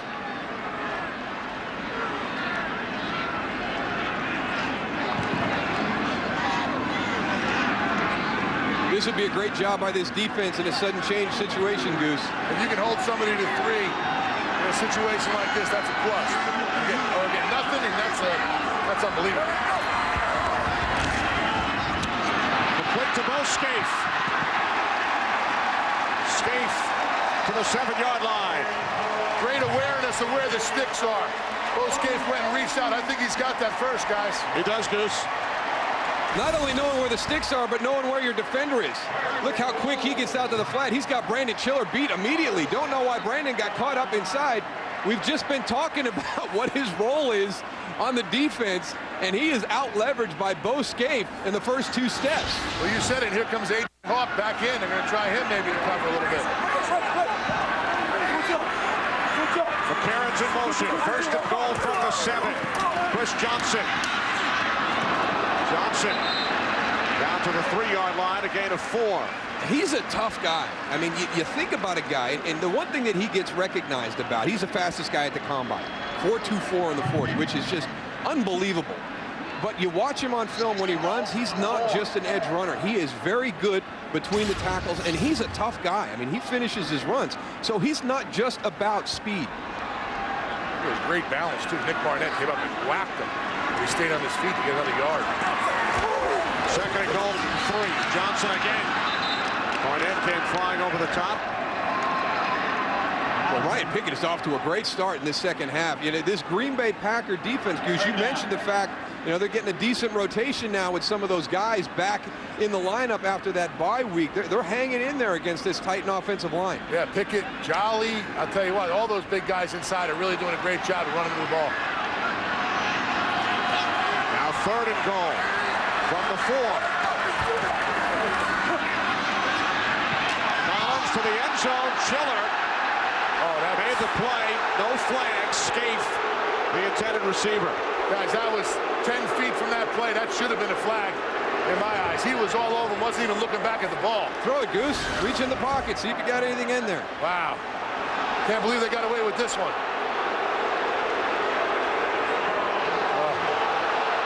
Now the fans react as they ought to look at the replay on the video board. Larry Collins wanted a flag, but instead a 22-yard attempt. Barones hit from 31 and 25 earlier. From the right hash, Hendrick placed it down. Barones is 3 for 3, but the Titans are held to 3, and their lead is 6.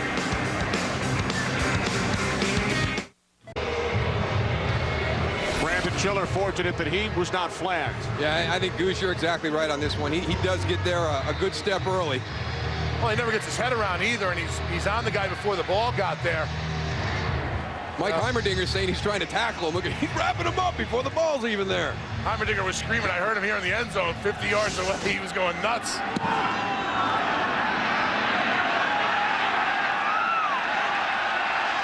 Packers will start from the 20. They've turned the ball over on their last 2 possessions.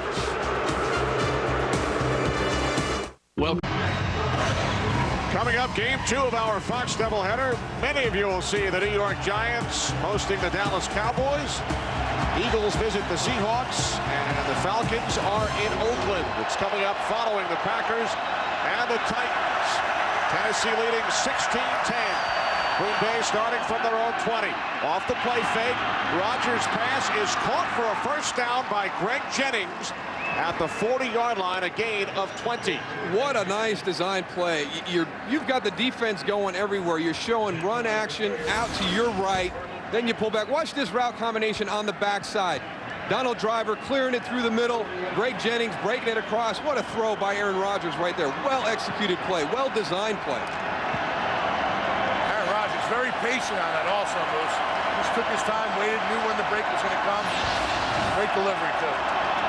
Third catch of the day for Jennings. 1st and 10 from the 40. The late handoff to Grant. And Ryan Grant picks up 5 out to the 45 as we send it west to Los Angeles. And Kurt. Bears and Lions. Rex Grossman in for the injured Kyle Orton. Hooks up with Rasheed Davis on a 6-yard score. Bears get closer. It's 23-20 in the third. And in case you guys hadn't heard, Orton injured his ankle, not expected to return to this game. Kenny Moose from Goose. Bears tied with Green Bay atop the NFC North. Lions looking for their first win. 2nd and 5. Grant loses a yard. I tell you, Goose, I don't know if you can single block Albert Haynesworth. You can't. You gotta give your guys help. I mean, he is just a beast. He gets such great extension on one guy. Watch him right here. He goes, gets his arms locked out, boom, sees the back. The great thing about it is when he gets that extension, his eyes are never on the blocker. They're always in the backfield watching where the ball is. He plays everything by feel and has great awareness of where the ball is going. A smart guy right there. Not just a big, powerful guy, but very smart.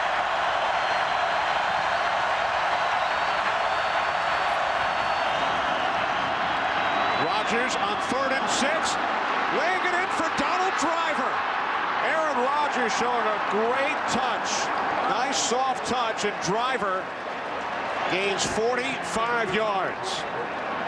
Well, as Vincent Fuller got up, he knew that it was on him. We'll take a look back and see what happened. See if Donald Driver just shook him loose with a great route. Donald Driver in the slot. Oh, there you go. Hey, Goose, remember the first half we talked about slants? Trying to bite on that little quick slant. These guys, they watch formation. They know what kind of route combinations come out. They're aggressive and they'll jump it. We saw a lot of slants in the first half. There's your slant and go. You called it too, Moose. You said it's coming. Now the slant intended for Jennings. Nick Harper on the coverage. 2nd and 10 coming up.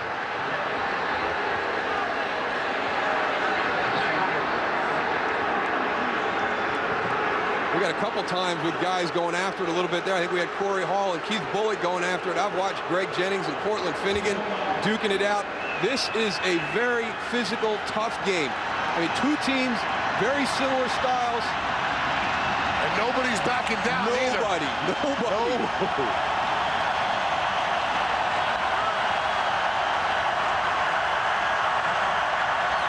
Second and 10 from the 12. Off the play fake. Rodgers in trouble. Down he goes. Back at the 21-yard line, Dave Ball with the pressure. Loss of 8. Now you see Aaron Rodgers, he's looking back at the Jumbotron, trying to see what happened right there. He's just a second late getting out of this. The pocket starts to collapse. He waits a little bit too long, gets tripped up by his own guys. We talked about the width at both of those defensive ends, and they're cocked in, and they just pick a point, and it takes such a long time for those offensive tackles to get back to them that they really can't get their feet set. And that's exactly what's happening. That pocket is closing, and Aaron Rodgers is feeling like he has to escape, and there's nowhere to go. Play clock at 3. Rodgers on 3rd and 18 to Donald Lee, the screen, and Lee takes it down to the 6-yard line, but 3 yards shy of the marker. That looked like something from a rugby game. So the Packers, following the sack, the loss of 8, unable to pick up the first down. And Mason Crosby, who connected from 23 back in the second quarter, now to attempt a 26-yard field goal.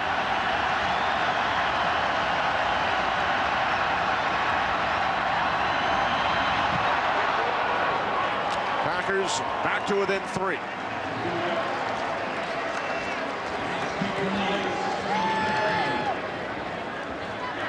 So with 11 seconds remaining in the third quarter, it's a 3-point Titans lead. And Howie talked during the halftime show, Darryl, about the fact that the Titans are used to playing in these close games. In fact, Tennessee has trailed in the third quarter 2 of their last 3 games. This is what they're built for. It's about running the football, controlling the clock, playing great defense, not allowing touchdowns, holding teams to field goals. So you get in a lot of tight games in the fourth quarter. This is exactly where Tennessee feels comfortable. Now, what Green Bay wanted to do coming into the game, which every team would love to do, especially against a team like Tennessee, is jump out early, get a lead, take them out of their comfort zone. Tennessee always does a nice job of being able to have their game plan and how they move forward during the course of that game, of staying in their comfort zone, because they don't have penalties, they don't turn the ball over, they don't put themselves in bad positions. So you get a lot of situations like this. Tennessee 16, Green Bay 13, 11 seconds to go in the third quarter. Titans coming off the short week. Monday night win here at home over the Colts. Packers have had 2 weeks to prepare. The big thing for Tennessee on that short week is they didn't have to travel. They didn't have to travel back from the Monday night game. They didn't have to travel to play on Sunday. So they had them both here on their home field. But, you know, the big thing, I think they've really answered that challenge of how are they going to handle the success from kind of knocking off the Indianapolis Colts, who've controlled the AFC South for the last 5 years. You know, they've got a 4-game lead in that division. They've come out and played with a lot of emotion today, knowing that the Packers were a tough team from the National Football Conference. Chris Carr on the return. Brought down at the 22. The Colts will be in action tonight against the New England Patriots. Titans 7-0. Jacksonville, Indianapolis, and Houston all tied at 3-4. Moose, I want to know what you think about the Giants-Cowboys game coming up after this. You know what, the Goose, you know, there's been a lot of talk about what's going to happen with Brooks Bollinger. Is he going to play today? Are they going to stay with Brad Johnson? You know, watching the Giants last week against Pittsburgh get 5 sacks, you know, if Brad's mobility is down and you turn it into a dink-and-dunk game, I don't think the Cowboys can win. I think they've got to make a change at quarterback. I think we're definitely going to see Brooks. Chris Johnson. You guys both brought up the possibility of Brooks Bollinger replacing Brad Johnson when we worked the Cowboys game, the win over Tampa Bay last Sunday. 3 quarters in the books here in Nashville. It's the Titans leading the Packers by 3. Fox NFL Sunday will return after these messages and a word from your local Fox station.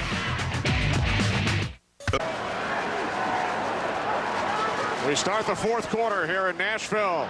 Wendell White out to the 32-yard line. Michael Montgomery made the tackle. Titans have been strong in the fourth quarter of games all season. Unbelievable. I mean, look where they rank in the NFL in some of these key categories. And, you know, you talk about a team that pushes it into the fourth quarter. Well, that's fine. You know, you're going to have a lot of tight games. But when you play your fourth quarter like that, yeah, that's why you're 7-0. Turnover margin +7. I'll give you guys the opposing point of view. The Packers have scored the most points, 76, in the fourth quarter this season. And the only team ahead of them in turnover margin is the Green Bay Packers. 3-point Titans lead as Collins fires, deflected, nearly picked off.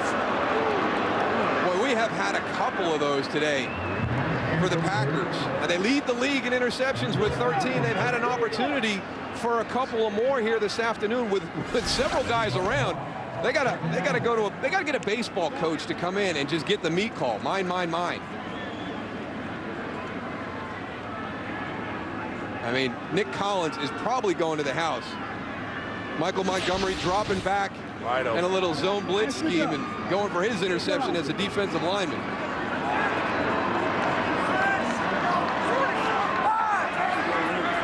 Receiver set, 2nd and 10. Keep it on the ground with Johnson. Johnson across the 40 to the 41.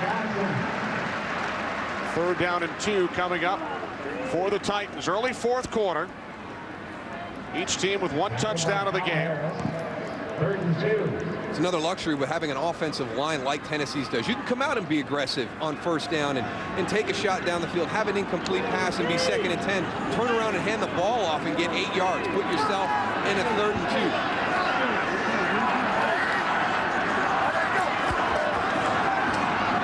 Collins to the air on 3rd down. Brandon Jones, the intended receiver. No flags. Charles Woodson on the coverage. They challenge every single throw. Very rarely is one of your receivers running free in the Green Bay secondary. Brandon Jones coming out of the slot. Charles Woodson, that's a good no call right there. No, can't get that one, Kerry. Now, you should have had the one in the end zone. We'll give you that one. But that's a good no call there. They just do a great job of stoning people on the line of scrimmage and throwing everybody's timing off. Hendrick punting from the 30. Takes a Titans bounce. All the way down to the 15-yard line. 44 yards on the punt and roll.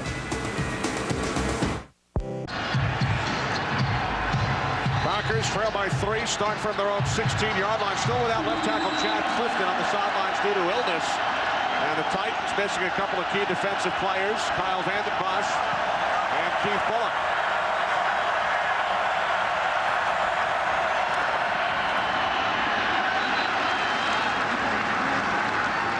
Aerial coverage brought to you by DirecTV. Now get over 130 of your favorite channels in HD. 2 minutes in, fourth quarter here in Nashville. As Darrell and Tony have been talking about, it's been a very physical game. The Titans looking to maintain their perfect record.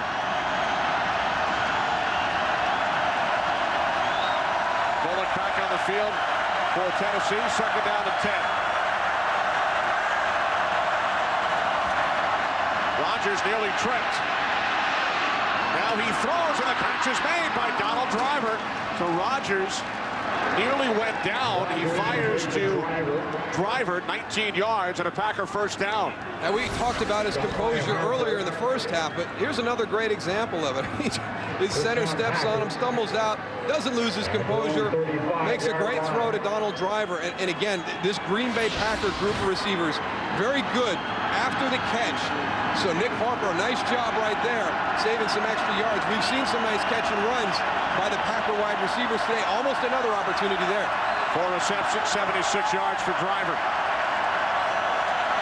Play clock at 4. On first down, it's Grant. Grant unable to turn the corner. Javon Curse brings him down from behind. I don't like that play against this defense, Tony. I'll tell you what, they're so spread out there on the defensive line. It looks like it's good, but that guy right there, Jim Schwartz, I'll tell you what, he goes and develops defenses to go and fit his players. He finds out what a player can do well. I'll tell you what, that man right there will be a head coach in the National Football League. He was with us in Baltimore, extremely smart, very player-friendly. We talked to him, Moose. I mean, he'll tell you exactly what he's going to do. He's going to say, this is what we're going to do. Come out and beat us. And I'll tell you what, he's got a great track record. And I wish him the best. His 8th year as the coordinator here at Tennessee. Rodgers looking to set up the screen to Grant, who dropped it. And the one thing he does, Tony, he makes everything, real simple. He doesn't kind of get into that coach speak and confuse you with different things. He's got a really good way of saying things very succinctly and to a way where a player hears it one time and he completely understands what he's trying to get across with his message. Well, if you can have players out on the field that aren't thinking, that are just reacting and using their athletic ability, they're going to play a whole heck of a lot better than if you're confusing them out there. And that's exactly what Jim Schwartz does.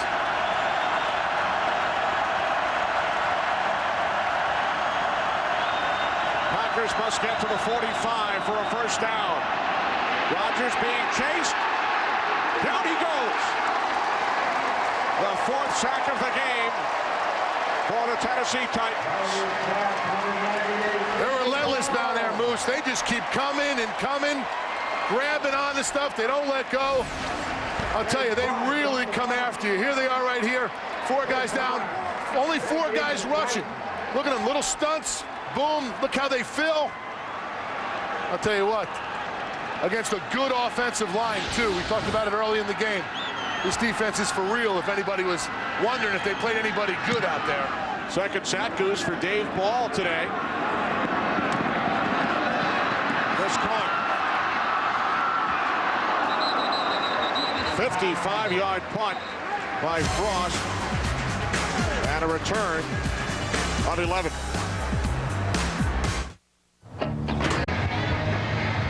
Ten and a half remaining, fourth quarter. Titans have won 10 consecutive regular season games. 7-0 this season. 3-point lead. And they start from their own 28-yard line.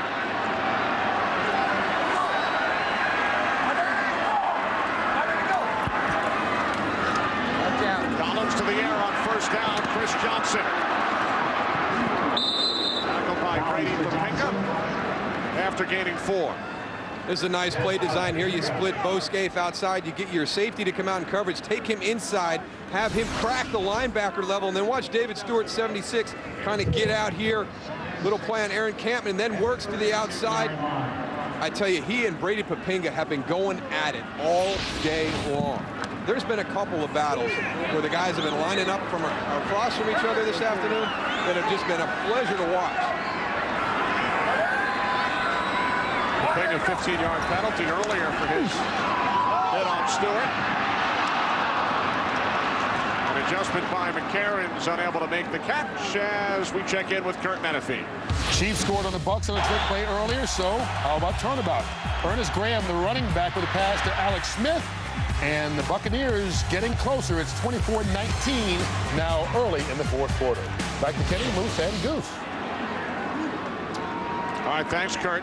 3rd down and 6 for the Titans. Darrell Tennessee averaging just 2.5 yards per play here in the second half. It's really turned into a defensive battle. Both defenses playing very, very well. 3rd down and 6, inside handoff. Did not fool the Packers. Justin Harrell, active for the first time this season. Activated yesterday. The Packers will get the ball back. One of the reasons that this defense is excited and feeling like they're back on track is they're getting guys back. Justin Harrell right there does a good job playing off, getting in, making the tackle. They've got some of their guys back into their defensive line rotation. It had gotten very thin a couple weeks ago. Even Aaron Campman had to go down inside and play tackle. He didn't like that too much, I can tell you. There you go. There's a punt. What a punt by Hentrick. Taken at the 9 by Will Blackman. Blackman finds a lane and brings it all the way back to the 30. Good return. 21-yard return by Blackman following the 60-yard punt by Hentrick. Take that, Eric King. All right. Under 9 minutes remaining, fourth quarter. Titans lead the Packers by 3. First and 10, Green Bay from their own 30-yard line.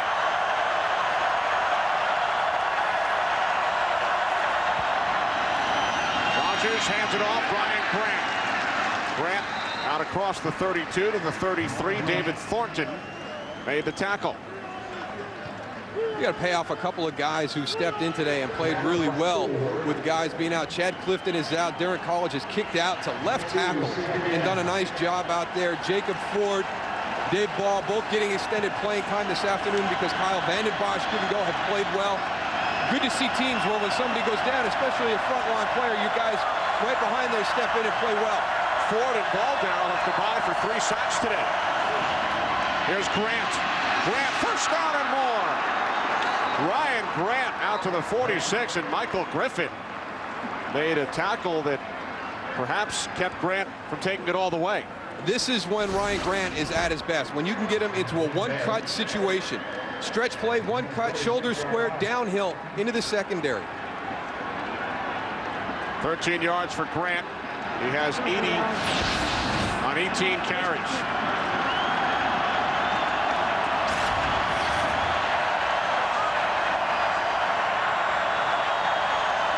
Donald Lee shifting into the backfield. First and 10 from the 46. Rodgers a pump fake and now hits a wide open Donald Driver. Driver down to the Titans 25. It's just like they were setting him up for the second half. During the first half of this game, a lot of short routes, hitches, slants, routes like that. We've seen a couple of double moves because they know that this is a physical group. They like to jump routes. You see this on film. You test them and you try their patience in the first half, and then you make them pay in the second half.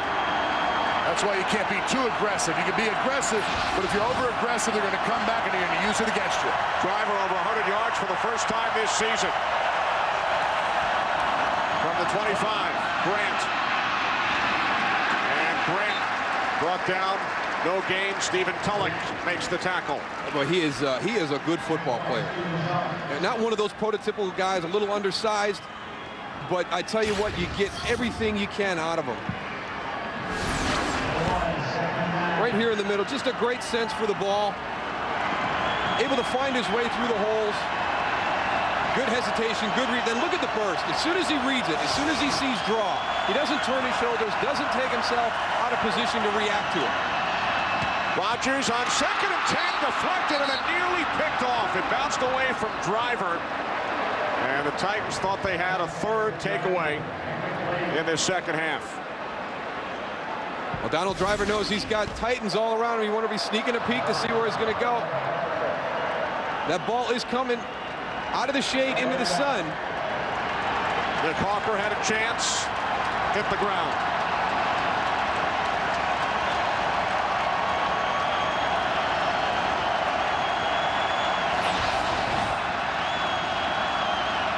Third down and 10.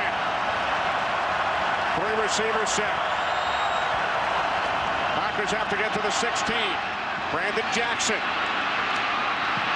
Jackson to the 20, the 19. Tackled 3 yards shy of a first down, and now Mason Crosby will try and tie this game. Well, there's some of the decision-making of Aaron Rodgers right there. You've got a 3rd down situation. You don't have anything open down the field, and your 3 wide receivers set. Check it down to Brandon Jackson. Let him push the pile, get it down closer to give Mason Crosby an opportunity to tie this game. Don't take points off the board by getting a sack, by throwing into coverage. Crosby 2 for 2 today. A 38-yard attempt from the right hash. Darren Foss is the holder. Frost puts it down, and Crosby's kick is straight through. With 5.5 remaining in the 4th quarter, we are tied at 16. Titans led 16-10 late 3rd quarter. A couple of field goals by Mason Crosby, and with 5.5 remaining here in Nashville, this game is deadlocked at 16. Well, kind of the game we expected. Both of these teams have very good defenses. Tennessee Titans have done a good job forcing Green Bay to kick. They've had some big plays, but they haven't given up touchdowns. Something that's worked well for them all season long. Chris Carr on the return, and Carr takes it out to the 34, and it's the kicker, Mason Crosby, who makes the tackle. Chris Carr has been a great addition. You asked Jeff Fisher about it when we had an opportunity to speak to him on Friday. And, for a team that's built with this style of play, their MO is to run the ball, control the clock, play great defense, good special teams, to have somebody that gives you good starting field position, something they didn't have last year. Chris Carr has been a really great dimension, a great addition to this Titans team. Remember, Pac-Man Jones had been their return man, suspended last year. And they struggled in the return game, but Carr has been terrific. Titans have struggled offensively here in the second half. They've punted 4 times on 5 drives, and Collins has that pass batted back at him by Johnny Jolly. Goose, you'd be proud of the way they're playing right now. They know that Carey's throwing the short pass. They're just getting up there, getting their hands up in those throwing lanes. Yeah, but if that ball hits you in the chest, you got to catch it, Jolly. Man. Watch him right here. He goes, he jumps up. Boom. I mean, you could have caught that one. Gonna show a little athleticism there. He got some air, though. He did.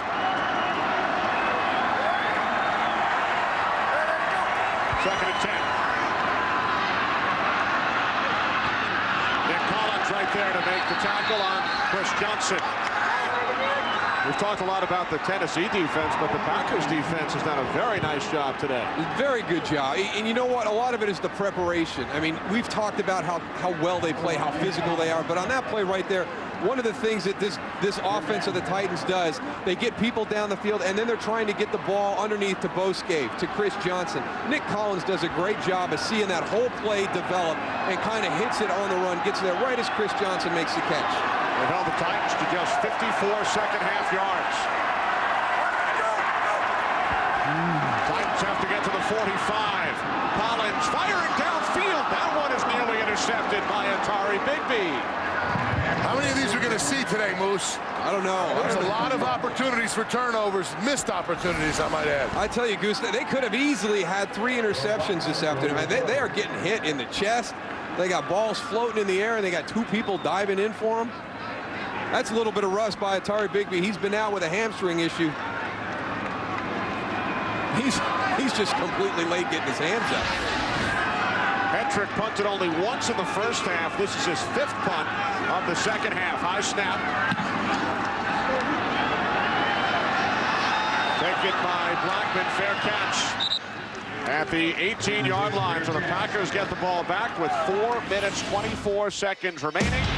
And the Giants and Cowboys coming up. Last week, Giants with a huge road win in Pittsburgh, while the Cowboys beat the Bucs at Texas Stadium. Giants are 6-1, Cowboys 5-3.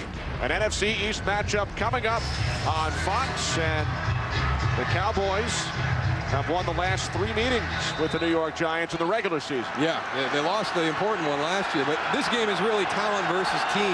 You know, the Giants, that game they played last week in Pittsburgh, they just found a way to win that game. They hang in there. They just do all the little things. Very similar to what Tennessee and Green Bay have been doing this afternoon. First and 10, 18-yard line for Aaron Rodgers and the Packers. Nice catch, Donald Driver. And then he breaks free for 5 more yards, takes it out to the 29, a Packers first down. He's had a couple ones bounce off his hands, off his chest, and then he makes a fantastic catch right there. Gets his head around late. That ball's right on top of him, off his body, and still able to pull it in. Driver had only 1 reception in the first half. It was for a touchdown. The Packers' only touchdown. He has 5 catches here in the second half for 111 yards. From the 29, the handoff to Grant. And Ryan Grant takes it out to the 35-yard line before he's knocked out of bounds by Stephen Tulloch. Albert Hainsworth almost could have took the handoff himself in the backfield. Beats the guy in the line of scrimmage. Penetrates, gets all the way back to shoves it in the backfield. I mean, watch him right here. There he goes. He beats the first double team, goes. He just has to wrap up a little bit, but he goes and makes the runner bounce to the outside. And that's why they were able to go and not have a huge gain on that play. Well, John Kuhn's the guy that got the corner for him, Goose. That's why you got to have a fullback in front of you, because if you get beat quick, he's there to kind of clean things up. Way to lobby for that fullback, Moose. Now Rodgers going deep, looking for Jennings, and Greg Jennings is unable to make the catch. No flags. Cortland Finnegan on the coverage. Tell you what, Finnegan has played a great game today, man. I know he bit on one earlier, but he's been right with Jennings all day. What a great throw by Aaron Rodgers. I mean, this is a deep throw. There's a more double move on this. They are battling all the way down the field. He's got his hands on him. I can see why Greg Jennings is lobbying for it, but I like the no call. I like the no call. He's got his hands wrapped around. I was wondering why he didn't get that thing pulled in. Maybe that should have been a call. Packers got away with one in the end zone. Yeah, it's karma. They're letting them play. It's all karma. 3rd down and 4. Rodgers fires, caught for a first down by Donald Driver in Titans territory. Tackled at the 45-yard line after gaining 20. Well, you talked about the numbers that Donald Driver's put up here in the second half. It's because you've got to worry so much about Greg Jennings and his big playability. Donald Driver's just having a field day here in the second half, and you can see the old adage, football's a game of inches. Boy, that ball just got beyond the outstretched hands of Keith Bulluck. That was a nice wiggle, too, there at the end. Last time Driver faced the Titans, he had 10 catches, 150 yards. Today, so far, 7 for 136. Rodgers can't find anyone, throws it away. Good decision by Aaron Rodgers. Very good, very good. You know, that you got to get that clock in your head kind of. You want to set it a little bit early when you're playing the Tennessee Titans. You want to have that ball come out a little bit faster. 3rd time over 300 yards this season for Rodgers, and it's the first quarterback to throw for 300 against the Titans, Darryl, in the last 22 games since Peyton Manning, September of 2007. Well, a bold statement by this Tennessee Titans defense. They said without a doubt the best receiving core they'll have faced all season long, and that's right after they played the Indianapolis Colts. 2nd and 10. Rodgers steps up. He throws. Deflected and then nearly intercepted by Finnegan. Jordy Nelson was the intended receiver. There's your guy Finnegan again, Moose. Tell you, that's one of the battles we talked about him all day. Guys going at it. He's just fighting for whatever he can get there. Great job by Stephen Tulloch as he's pulling out. He's trying to get into his spot on the field. Gets his hand up, gets a deflection on that ball.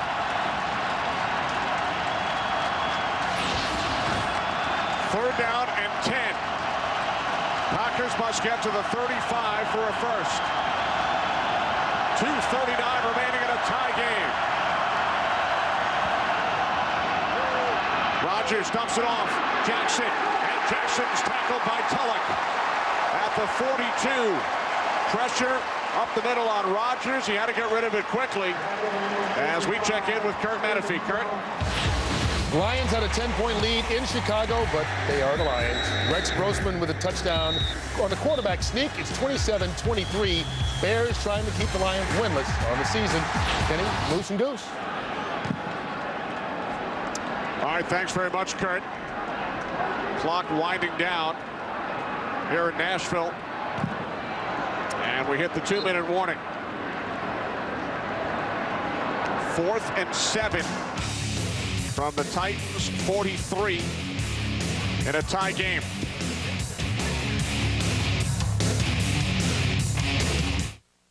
Today's game on Fox is... Well, no way Mike McCarthy would have sent out Mason Crosby to attempt a 61-yard field goal. So here's Derek Frost punting from the 47. Oh, catch it, don't let it hit the ground. Bounces inside the 10 and is down at the 8. Unbelievable. I mean, that ball was up in the air high enough where anybody who was back for the punt could have come up and fair caught that. You can't let that hit the ground at the 20. So the Titans, with 1:49 remaining, will start from their own 8-yard line. 165 total yards for the backfield tandem for Tennessee, LenDale White and Chris Johnson. And how about what the Packers defense has done here in the second half? Yeah, and this Titans offense better do something with this football right here, because Green Bay has all 3 timeouts left. They get another 3 and out here. They could be right back down trying to attempt a field goal to win this game. This is critical for Kerry Collins and this offense to move this football. 1st and 10, handoff Chris Johnson. And Johnson takes it out to the 15-yard line. Gain of 7. And a timeout is called by Green Bay with 1:39 on the clock. Mike McCarthy became a father for the 2nd time during the bye week, not getting much sleep.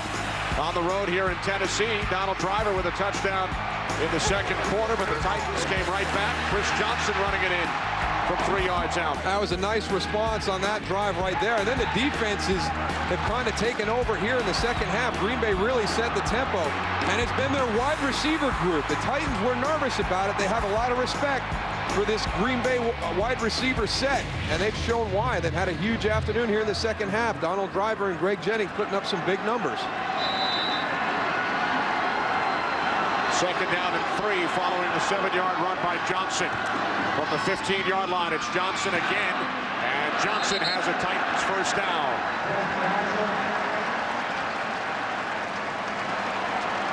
That's a difference in the mentality right there. This Titan offense, they're just trying to get that first down to get into overtime. Again, they're talking about a 4th quarter team. Now they get to play one more. That's a long way that ends on for the way they play offense.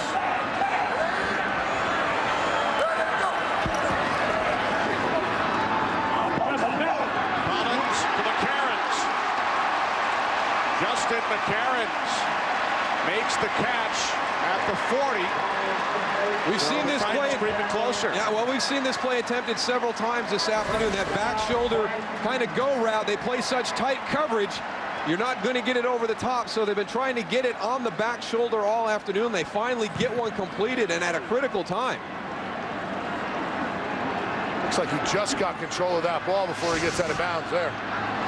Nice catch by McCarrons. 1st and 10 from the 40. Collins to the far side to Brandon Jones. Tackled by Charles Woodson. He remained in bounds.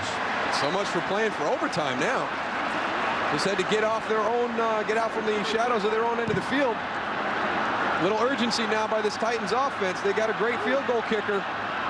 Season-long 49, career-long 60. Collins throws it away with Aaron Campman coming up the middle. Yeah, kind of what we saw happen earlier in the game where the Green Bay Packers turned loose Javon Curtis. Here the Titans turned loose Aaron Campman. One of those guys you want to have accounted for if you're throwing the football. So now a 3rd down and 2. Titans from their own 48-yard line. 37 seconds remaining, fourth quarter.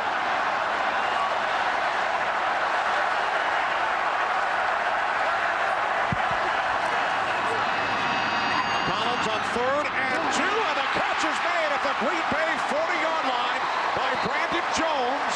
A Titans first down.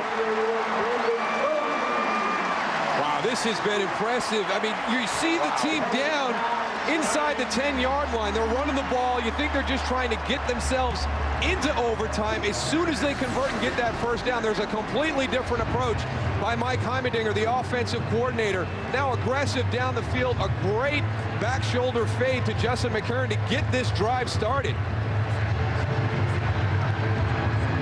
Prior to this drive, Titans had gained only 57 yards in the entire second half. They started at the 8. So on this drive alone, they've gained 52. That offensive line for the Tennessee Titans is doing a great job of giving Kerry Collins a lot of confidence to stand back there and make these throws also, guys.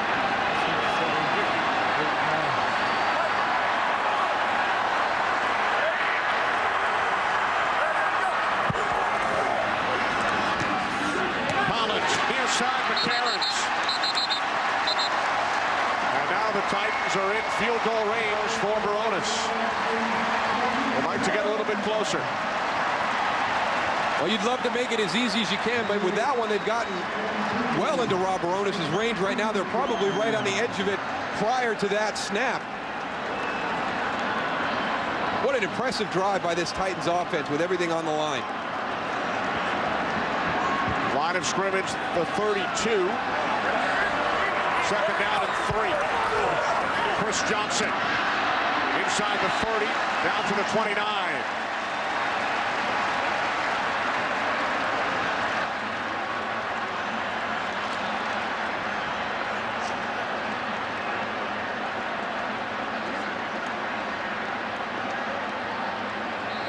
Clock winding all the way down to 4 seconds, and Jeff Fisher calls timeout, and this will set up a 47-yard field goal attempt for Rob Baronis.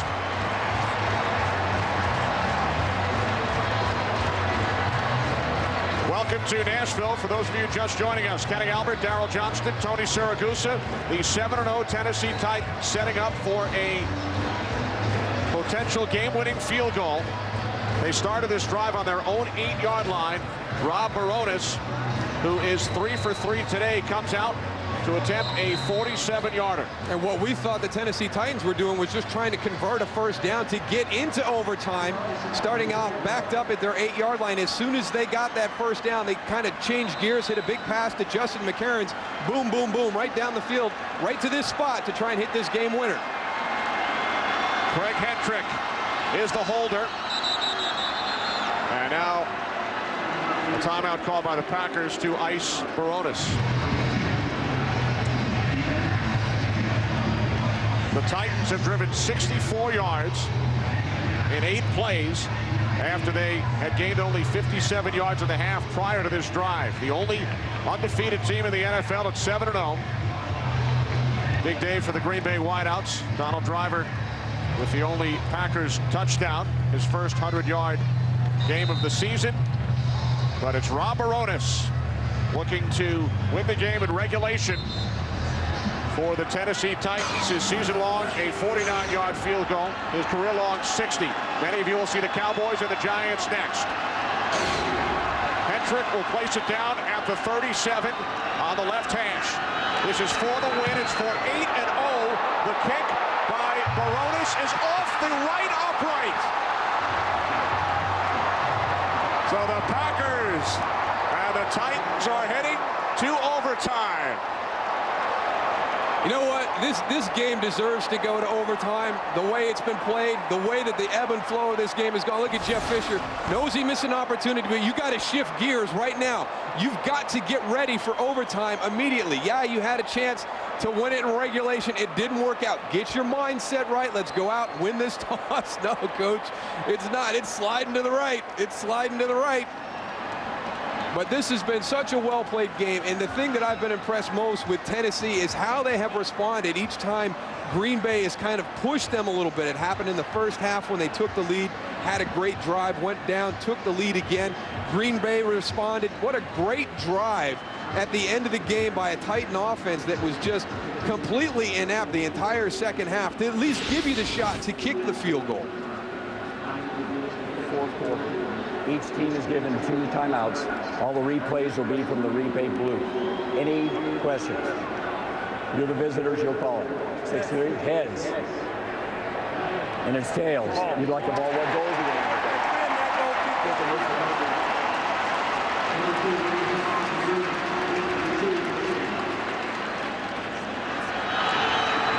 Only the second miss of the season for Baronis. Off the right upright. Overtime is next. Green Bay Packers and the Tennessee Titans are tied at 16 as we welcome you back to Nashville. Titans have won the toss. Chris Carr back deep for Tennessee. From 2 yards deep in the end zone. Titans will start from the 22-yard line. And Jeff Fisher would love to see another drive like the one at the end of the fourth quarter. Well, I mean, you kind of floundered around the entire second half, and then with the game on the line, you put together your best drive. I really thought they were playing just to get to overtime. They give Rob Baronis an opportunity to win the game at the end. But, Tony, everything we thought this game was going to be about when we started. This is a backyard brawl, and you know what? You talked about Tennessee and their offense, how they opened it up. They need to do that here in the overtime. They need to go and get Kerry Collins throwing balls downfield and start exciting this offense a little bit and put them in an opportunity to go and kick another field goal to win this game. From the 22, Chris Johnson. Johnson across the 25, gain of 4. It's the 8th overtime game in the NFL this season. Last overtime game for the Packers, the NFC Championship game, the loss in Lambeau to the New York Giants. Titans played 1 overtime game last year, a 23-17 loss to San Diego.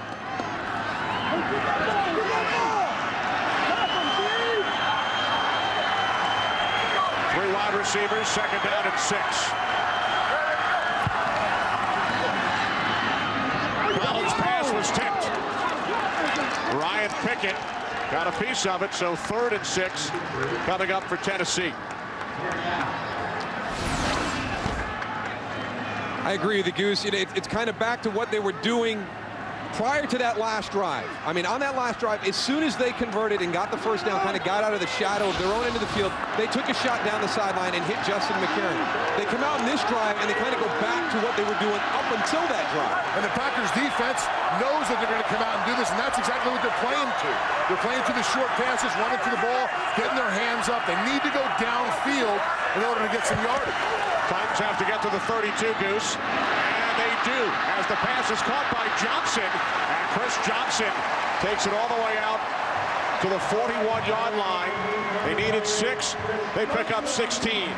Here's a good play design. Justin McCarron's the guy who had the big play to start that drive to almost get the game-winning field goal. Comes in motion, so they get him off. When he releases to the inside, watch, the linebacker's going to pick him up as he comes across. Now that turns that whole area of the field loose. Look at the amount of room that Chris Johnson has to work with. Just a nice little design with the release and the motion to confuse the coverage. 1st and 10, 42-yard line. Chris Johnson. Johnson across midfield. And Johnson finally tackled by Nick Collins after a gain of 14. He takes it down to the Green Bay 44. Well, he is explosive. He is explosive. And there it is again. It's not just to the outside. You talk about his breakaway speed, but he is not just an edge runner. He's got a great feel. He presses, presses, presses. Good patience, gets back inside, and he's physical when he runs between the tackles. Johnson down to the 42. And for our viewers, we are going to keep you here in Nashville as long as possible, but we'll get you to the kickoff of the late games. 2nd down and 7. Coming up for the Titans from the Packers 41. There's Rob Bironas. Hit the right upright on a 47-yard field goal attempt, which would have won the game at the end of regulation. How bad does he want another shot at that goal post?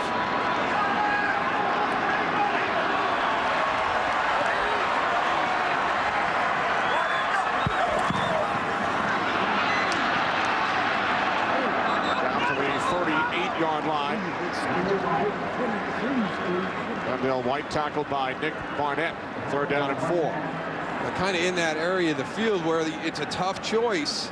You know, Rob Bironas, you know, he's got a good leg, but you know, he didn't hit that one on that last field goal very good. So, you know, you don't get a true gauge. You got to go to your special teams coach right now, figure out what his distance was as the game was starting.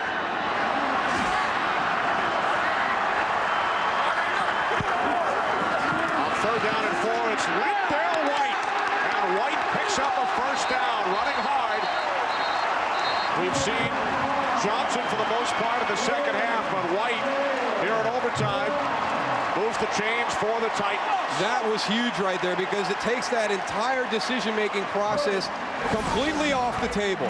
I mean, that's a tough one. You get negative yards or a short gain in that situation, you're really weighing your decisions about playing field goal or field position or trying to go for a 53, 54-yarder. Kevin Mawae shows you how important that conversion was right there. Mawae, the leader of the Titans offensive line. Johnson in the backfield, 3 wide receivers.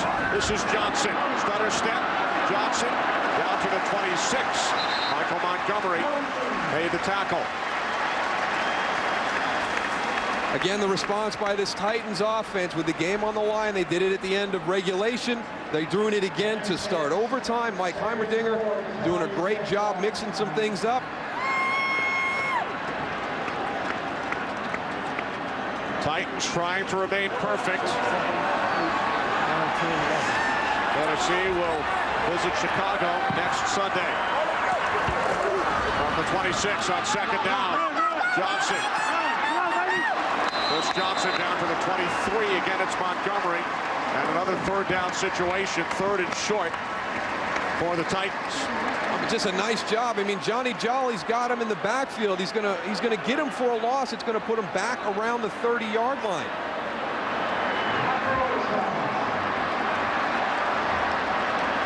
On 3rd down, Titans have sent out the field goal unit. For those of you in the home markets of the late games, you will soon be leaving us, and we will switch you to the start of your game. So in case anything goes wrong, Titans send out the field goal unit on 3rd down. It will be a 41-yard attempt. And now the Packers use their first timeout of overtime. Moments ago, at the end of regulation, Bironas for the win from 47. Off the right upright, sending this game to overtime. Great job by our entire crew today, led by producer Barry Landis, who was with us over the first half of the season. He's done just an outstanding job. Our director, Michael Frank, associate directors, Fran Morrison and Jeremy Green, associate producer, Chirag Navaskar, technical producer, Eric Steinberg, technical director, Chris Castro, senior producer of Fox Sports is Bill Brown, the executive producers, Ed Gorin and David Hill. Tim Dunn with our audio. 41-yard attempt for the win.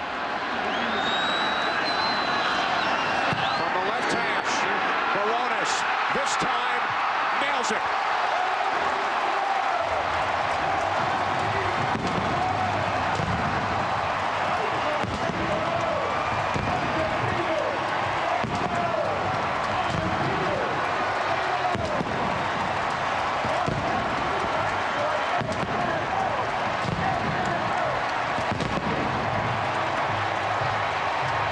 This Titan team continues to do a great job of their MO, one game at a time. They knew this was a big one.